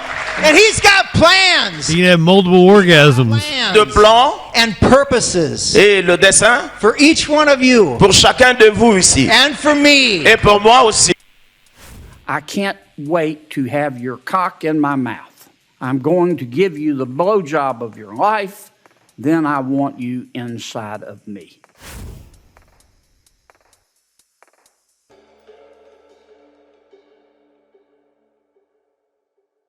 Well, she is the CEO of the security company the dude ran. So there's something fishy going on here. This was a friend of Vance Bolter. Sheets of body armor or bullets or any of that? No. He was always kind of into the military stuff. But it was just we were always like that. Me and him, we used to play army men. How long had you guys known each other? Since 4th grade, it's been 45 years, 50 years. God, it's been longer than that. Yeah, it must have been longer than that. Since my fame on camera. Yeah, no, I was gonna say that. Wait, what happened to this dude's window and door? Did they bust in and search his house? Forever we've been friends. Yeah. And then did you link him up with this house to live with you? Were you excited about that 2 years ago? You know, we did see a reporter out from a house they busted down. he was living in Bloomington. He was a manager of a food place. Yeah. And then he quit the job and he went down to Africa, got things going down there, said he wanted to start his own companies. So the security company, was that fully formed, or was that just an idea? That was just some fantasy. It was you talk about it, but there was no movement on that part.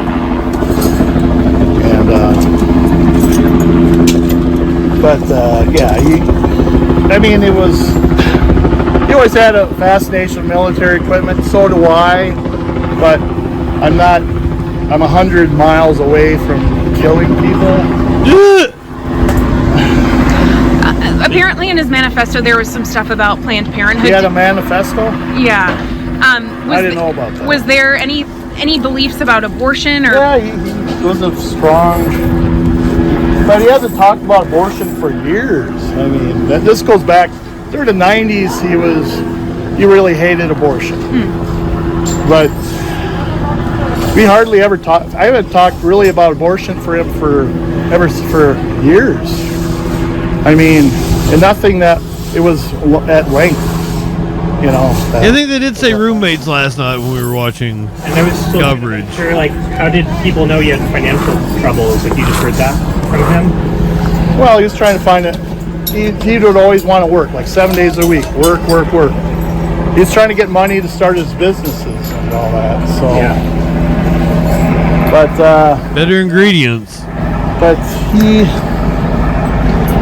didn't like. You know, I don't like abortion, but I don't go to this extreme. What did you know about these like squad cars he had? Like what the deal was with these cars he had? Well, he was going to use them for his security company. Oh. So he bought them, and he was trying to start it up. So he didn't technically have a security company yet. How many of those he had? Yeah, I forgot that he had two. He has one. They towed it away in the back. That was his primary car, and I guess he had another one. Oh yeah, we watched him a little bit ago, Lenny. It had lights on it and everything.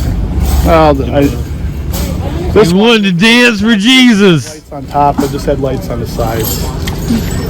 But I wish I. When was the last time you talked to him? Last night.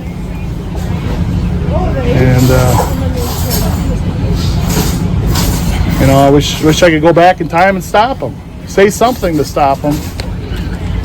You know, you never know that your best friend's just about to do things that he's accused of doing. And was he use the manager at Papa John's? No. He seemed normal. Yeah, I mean, besides the appreciation for friendship and all that. And he kind of, maybe he had to keep it all buried deep inside. And I wish I could have saw it, And we were having another friend from Kentucky move up here, and he was very excited about that. I mean, he was happy at times. At times. Where'd you guys grow up together? We grew up together in Sleepy Eye. Sleepy Eye? Sleepy Eye? And can I ask your name again, if you're comfortable sharing? David Carlson. David Carlson. Okay, is Carlson with a K or a C? Oh yeah, this dude seems cool. Thank you so much. I'd let him make a pizza for me. I bet he makes good pizza too. If he's like the manager or assistant manager of the Papa John's, I bet he runs a tight ship. You get a good pizza from Miss Papa John's. I have decided to tattoo MS-13 on my knuckles to try to get the attention of the administration. Trump got a hold of this, truthed me out. Can you believe it? A total failure on YouTube. Real loser. Saying he's going to tattoo MS-13 on his knuckles just to get attention. MS-13 on the right knuckles. I'll put 8647 on the left knuckles. This failed comedian goes by the name JustinFREAKIN. What a name, folks. I accept your challenge, Donald J. Trump. I want you to lock me up. I will do this if I raise $7 grand. I want you Trump supporters out there to raise that money. You want to see a libtard like me get sent to Alligator Alcatraz, don't you? Donate to my Give, Sing, Go.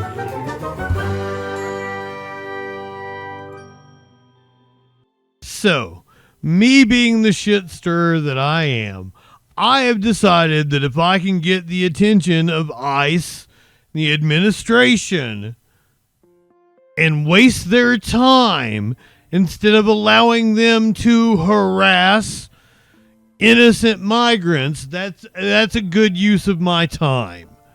It would be good publicity for the show, and what better use of my time do I have during the revolution, right? So I have decided to tattoo MS-13 on my knuckles to try to get the attention of the administration. I will do this if I raise $7 grand. $7,000 is what I've set it at. I want you Trump supporters out there to raise that money. You want to see a libtard like me get sent to Alligator Alcatraz, don't you? Put me in Alligator Alcatraz, you fascist.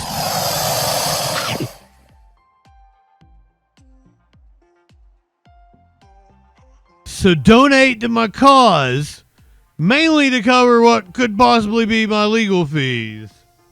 And I will tattoo MS-13 on my knuckles. For real, MS-13. It'll be proof that I am a gang member. I am a violent gang member that needs to be locked away. And for good measure,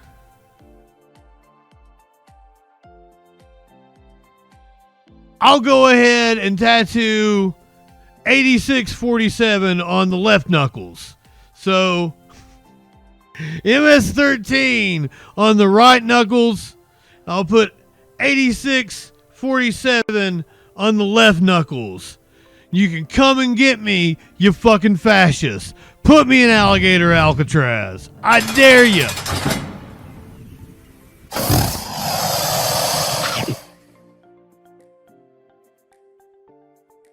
Now, after I announced this publicity stunt, but I'm dead serious, MAGA supporters, you want to see me get put away? Donate to my Give, Sing, Go. Even use your favorite platform. Trump got a hold of this. Truthed me out. Can you believe it? A total failure on YouTube. Real loser. Saying he's going to tattoo MS-13 on his knuckles just to get attention. That's exactly why I'm doing it. I want to get the attention of the administration. I want all the chuds on Rumble and Kick to talk about me. Sad. This so-called political commentator who, by the way, hates America and really hates your favorite president, me, is now pretending to be a gang member. You can't make this stuff up. If this clown wants an all-expenses-paid vacation to Seacott, the toughest prison you've ever seen, by the way, We'll make it happen. No problem. We've got everything we need to prosecute this self-declared thug and send him far, far away. We're not playing games anymore. Why would anyone proudly say they're MS-13? I'll do it. I will proudly say I'm MS-13. Come lock the white boy up. You'd have to be completely out of your mind. That's a good possibility. Or desperate for clicks. And, hey, guilty as charged. Probably both. Sometimes he makes good points. This failed comedian goes by the name JustinFREAKIN. What a name, folks. Is about to find out that under my leadership, we are a nation of law and order. And gang members, we deal with them very quickly, very strongly. Believe me, it's not going to end well for him. I accept your challenge, Donald J. Trump. I want you to lock me up in Seacot, in Alligator Alcatraz,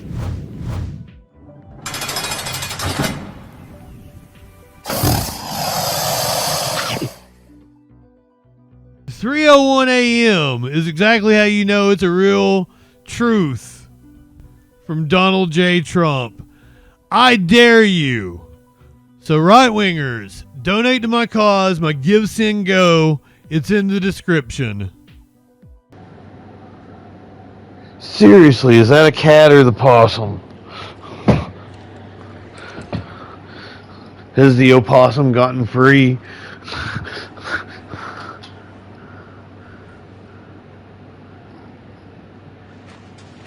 It's a fucking possum. It's in my trash. Cats, what are you doing? Why are you not taking care of the possum? Jesus Christ, it's on my fucking countertop. It's huge. What am I going to do about this thing? Oh my God. Yes, there's a possum in my fucking kitchen. It's on my countertop right now. It's on the dishes I just washed. I tried to get it out of the house earlier.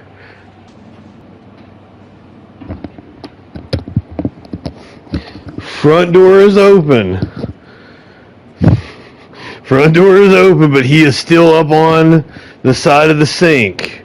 So now we're going to try to go up on our barrier and like shoo him towards the door. I have no idea how it got in. No earthly idea. No.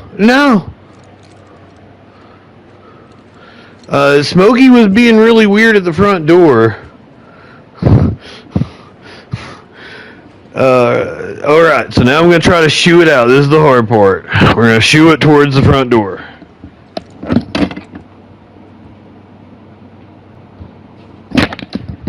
It is cowering. It is not wanting to scurry out the door. Door wide fucking open. Oh my God. Ah!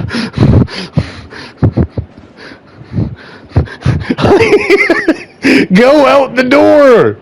I was talking to him. I was like, Bubby, go out.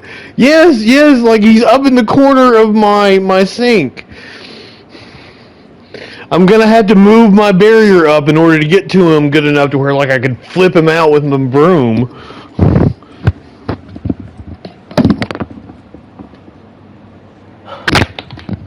Possum is out. Possum is out. Repeat, possum is out. Shoo. God damn. Worked up a sweat.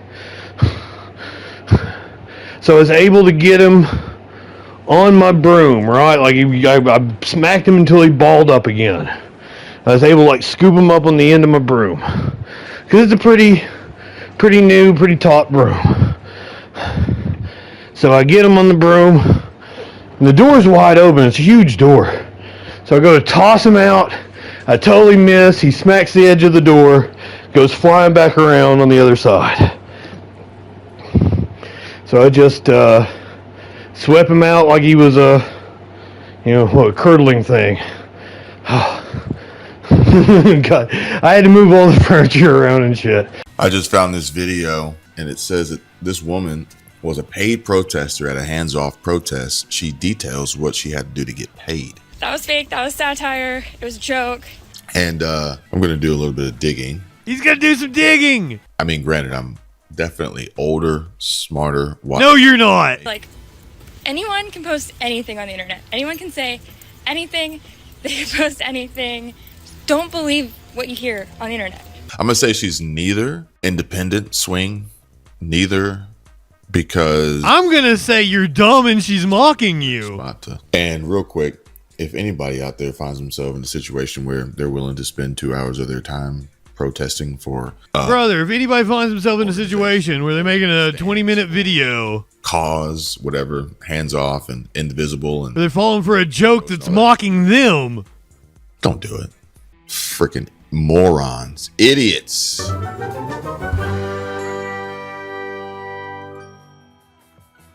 But I got news for you guys. If you thought that this was a example of direct action, I hate to inform you, all of these protesters were paid to be there. This was all 100% astroturfed. They have blown the lid right off of the scandal. I just found this video on X, and it says that this woman was a paid protester at a hands-off protest. She details what she had to do to get paid. They told her not to wear anything MAGA, and she could not wear red, so she wore a black shirt and jeans. They also told her she would get paid if she brought a sign. Again, nothing MAGA. So she brought a "Everyone Deserves an Education" sign. They told her she had to march around at the end in order to get paid. She had to answer an 8-question questionnaire.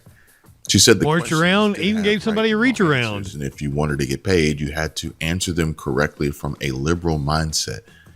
Share this everywhere, as I keep seeing people say that no one was paid. They were definitely paid. So here I am, sharing it. Let's watch this together. I was one of the paid protesters at the April 5th liberal protests. And so I just wanted to come on and talk about my experience. All paid protesters. And how much I got paid. So there were two kind of parts to it. The first was obviously just showing up. They gave me like a time and a place. This guy thinks he's on to something too. A girl with blue hair and a nose ring, which like I thought would be really hard because I thought like everyone was gonna look like that. But luckily she was the only one. It was really easy to find her. So yeah, that was good. I checked in.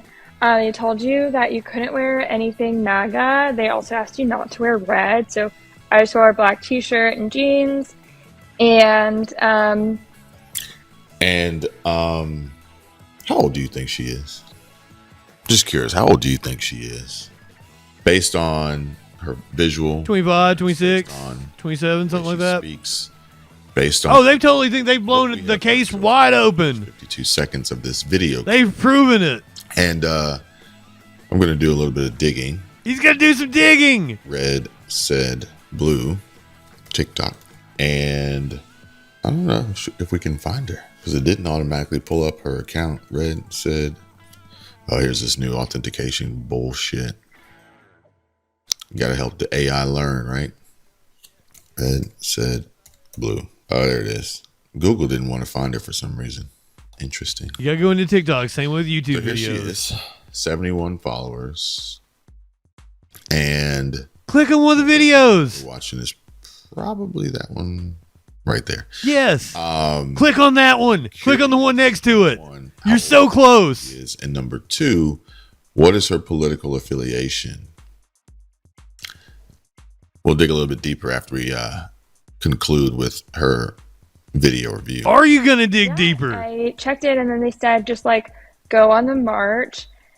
And then at the end there would be like a questionnaire to answer. Oh, and then the other thing is does he get to the truth? That's what I want to know. So I did bring a sign. Again, same thing, like couldn't be MAGA.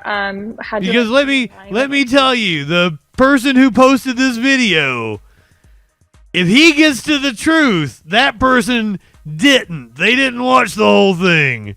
Liberal agenda.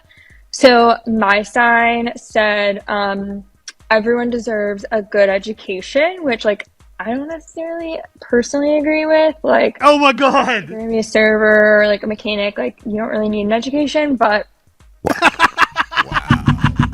I know that that's definitely going to trigger a lot of folks in the comment section, especially folks who have those jobs. I was actually trying to read the words that were written on her t-shirt here. But I can't make that out. But now I'm wondering, where is this going? Where did this come from? Do you find out the truth? Because me personally, I mean, granted, I'm definitely older, smarter. No, you're not. Plenty of mistakes in the past.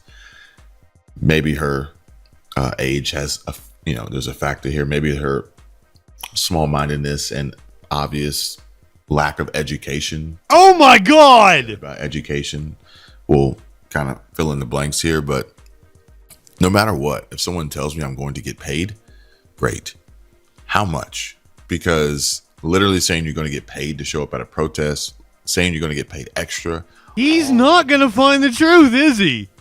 And he just bragged about how smart he is. We'll continue on. I wanted to fit in. I wanted the money. And I didn't want to, like, draw attention to myself. So that's what I went with. So anyways, I went on the march, and then at the end, I had to check back in. And that's when they gave me the questionnaire. And, okay, the interesting thing is, like, you had to answer the questionnaire as if you were a liberal. And there were right and wrong answers. Like, it wasn't just, like, whatever you thought. Like, you could get the questions wrong, and you had to get them right in order to get paid. All right. So based on so far, we've been in this for a little over 2 minutes. I'm going to say she's neither. I'm going to say she's neither. I'm going to say she's neither independent swing, neither, because I'm going to say you're dumb and she's mocking you. Spot to land on in this video here. Because this is amazing. I would say if no matter how hard up you were for money, I don't think a Republican would do it. I don't think a conservative would do it. At this point, I had already invested like 2 hours of my time, so I wanted the money, you know? So the first question, for example, was why do Republicans want more women to stay home and not work and not have jobs? And real quick, if anybody out there finds themselves in a situation where they're willing to spend 2 hours of their time protesting for a completely bullshit brother, if anybody finds himself in a situation where they're making a 20-minute video cause, whatever, hands off and indivisible, and they're falling for a joke that's mocking them, don't do it. Spend 2 hours with me. And this video is still up, brother. You'll make way more money, and you won't have to lose your freaking. Has anyone told you yet? And again, I just kind of like had to put myself in like their mindset. So I wrote basically like if women don't have jobs or job experience, I've got to know, man. Rely on men financially, and that gives men a lot more. I feel like Carlos Mencia in that episode of South Park, where he's like, you know, if like get it, just get it, man. She put herself in a liberal mindset, which would insinuate she's not. Okay, but that's loose at best, considering the fact that she even engaged. Don't call her loose. You know nothing about her. To bring awareness, she did this for the money. Okay, let's be clear here. And the elephant in the room: Republican men don't want women having jobs. Where did that come from? Oh, they all fucking say it all the time. Situation or whatever, she can't really leave, especially if she has kids. She doesn't really have the means to take care of them, and she doesn't have the experience to get a job. I believe this is a black Republican. Is that your stay-at-home wife? Gives like the men a lot more control. There's a whole movement about it, the trad wife thing. So that was my answer for the first one, and I got that right. But there were some that I just like didn't really know. So this isn't about getting the answers right or wrong. This is about brainwashing and indoctrination with propagandized rhetoric in exchange for, I hope she says how much money it is. I know his wife looks like a Muppet. I already know it's not going to be very much. You got like a real beaker looking head back there. The left. Oh, I'm so mean tonight. Of the right trying to control women. Igloo, welcome in. Money, jobs, and children. Barefoot and pregnant in the kitchen, right? Hey, fix me a sandwich, damn it. But the left doesn't want women to have children. The left doesn't even want women. What? What they would consider our right answer, you know? So I just... My friend, I've been arguing with these dipshits on Discord. Their entire audience is nothing but men. I got news for you, like, half my audience is women.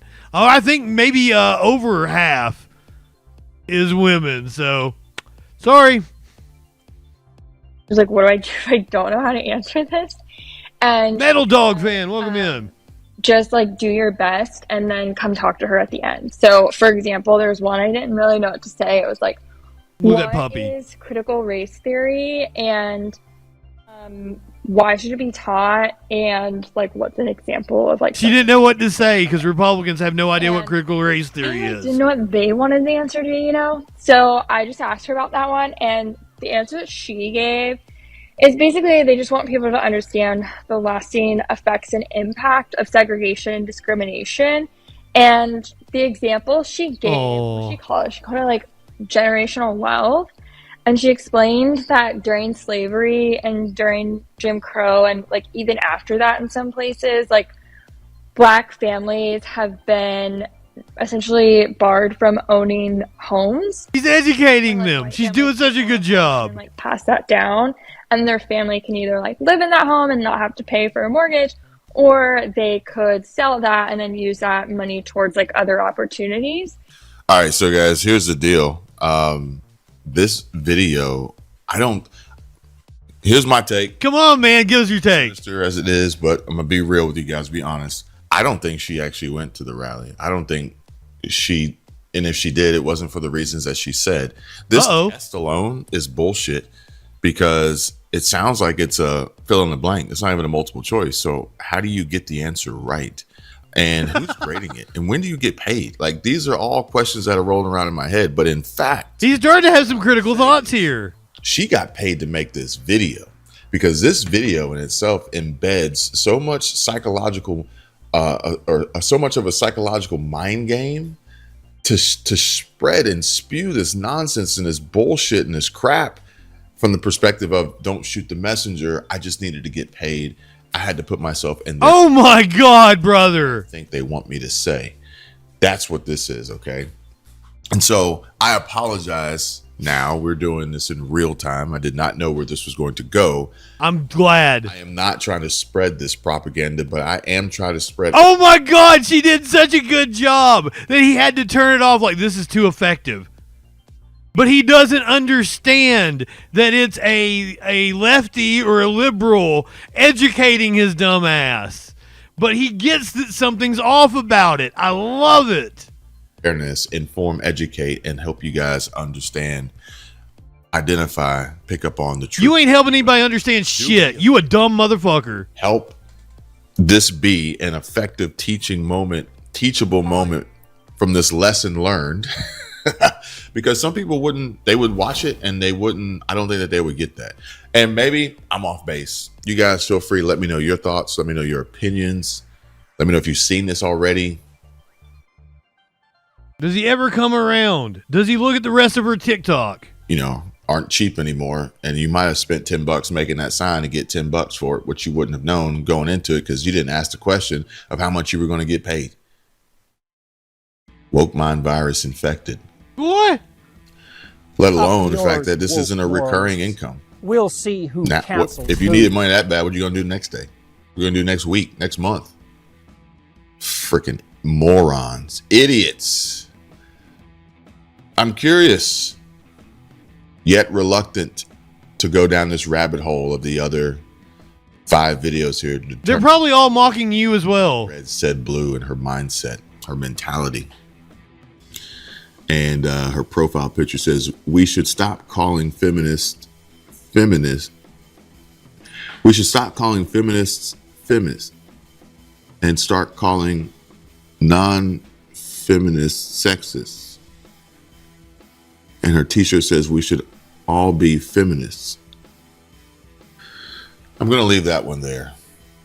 Let me know your thoughts. Hey, and by the way, there's links down below in the description. And there's going to be more links coming soon because I got a big sponsor coming up that you guys are not going to want to miss. A big sponsor coming up. Okay. Did he realize it was satire? Was he smart enough to realize it was satire? And that if he correctly said what it was, that he would lose his audience, so he had to come up with this weird psychological warfare shit? Because, you gotta tell him about the sponsor you got coming up. Raid Shadow Legends. Yeah, I could get that sponsorship too, brother. Oh my God, he has 217,000 subscribers. How the fuck? How in the fuck?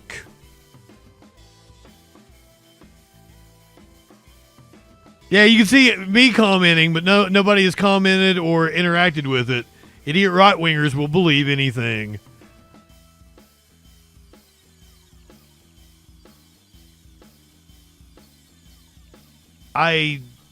These comments are wild. I'm offended because my son's going to college to be a diesel mechanic. It's so weird how young women today talk about marriage, relationships, and men as if we're living in the 50s.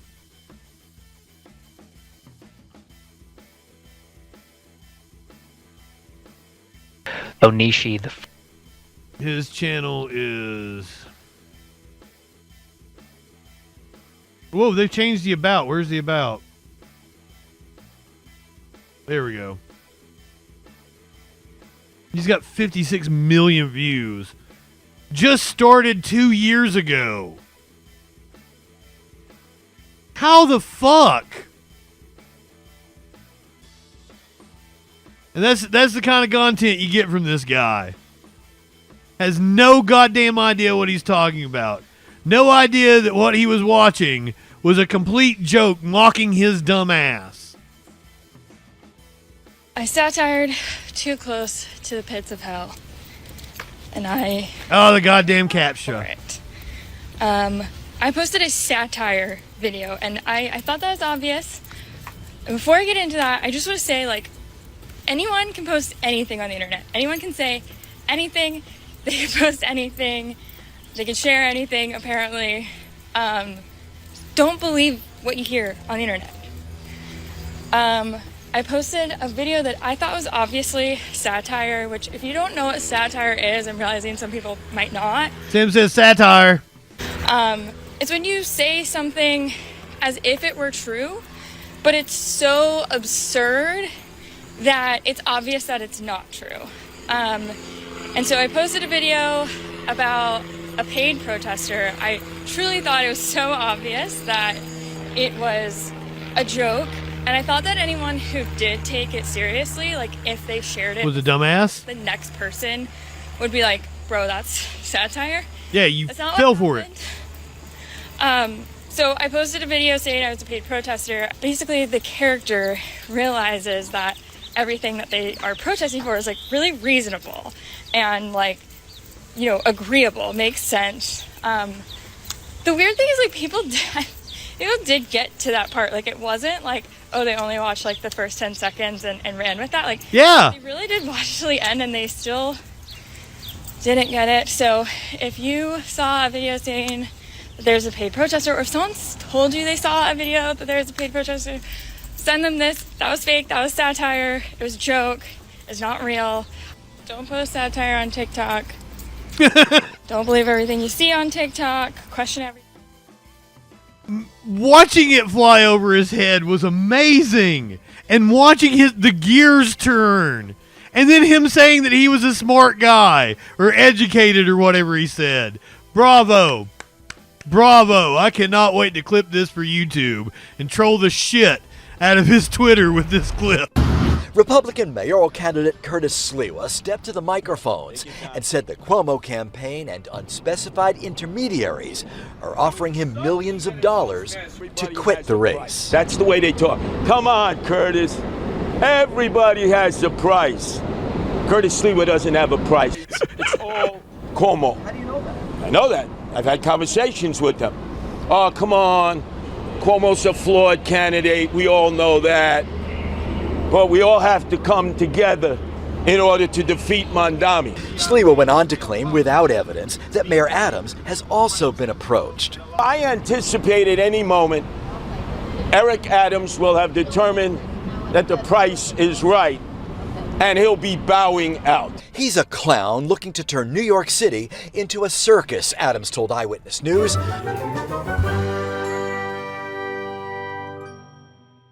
This is my favorite mayoral candidate in the country, by far.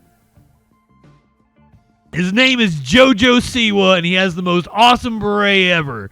And he says Andrew Cuomo is trying to bribe him to get him out of the race. The battle for the next mayor of New York taking a nasty turn tonight. Republican candidate Curtis Sliwa quite publicly claiming that one of his opponents, former Governor Cuomo, has offered money to get him out of the race.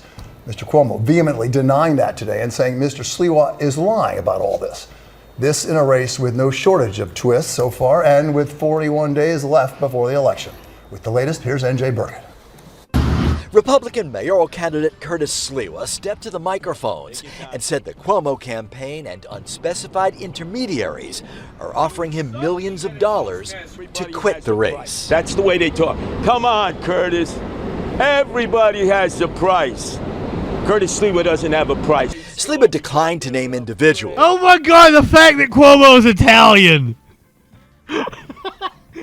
I could just, he's an intermediary. Intermediary. I can't talk tonight. Intermediary. But I could just see Cuomo saying, come on, Curtis. Everyone has, I'm Italian.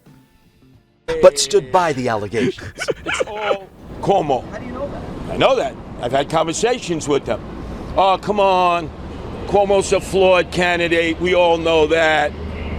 But we all have to come together in order to defeat Mondami. Every major poll shows Sliwa running third.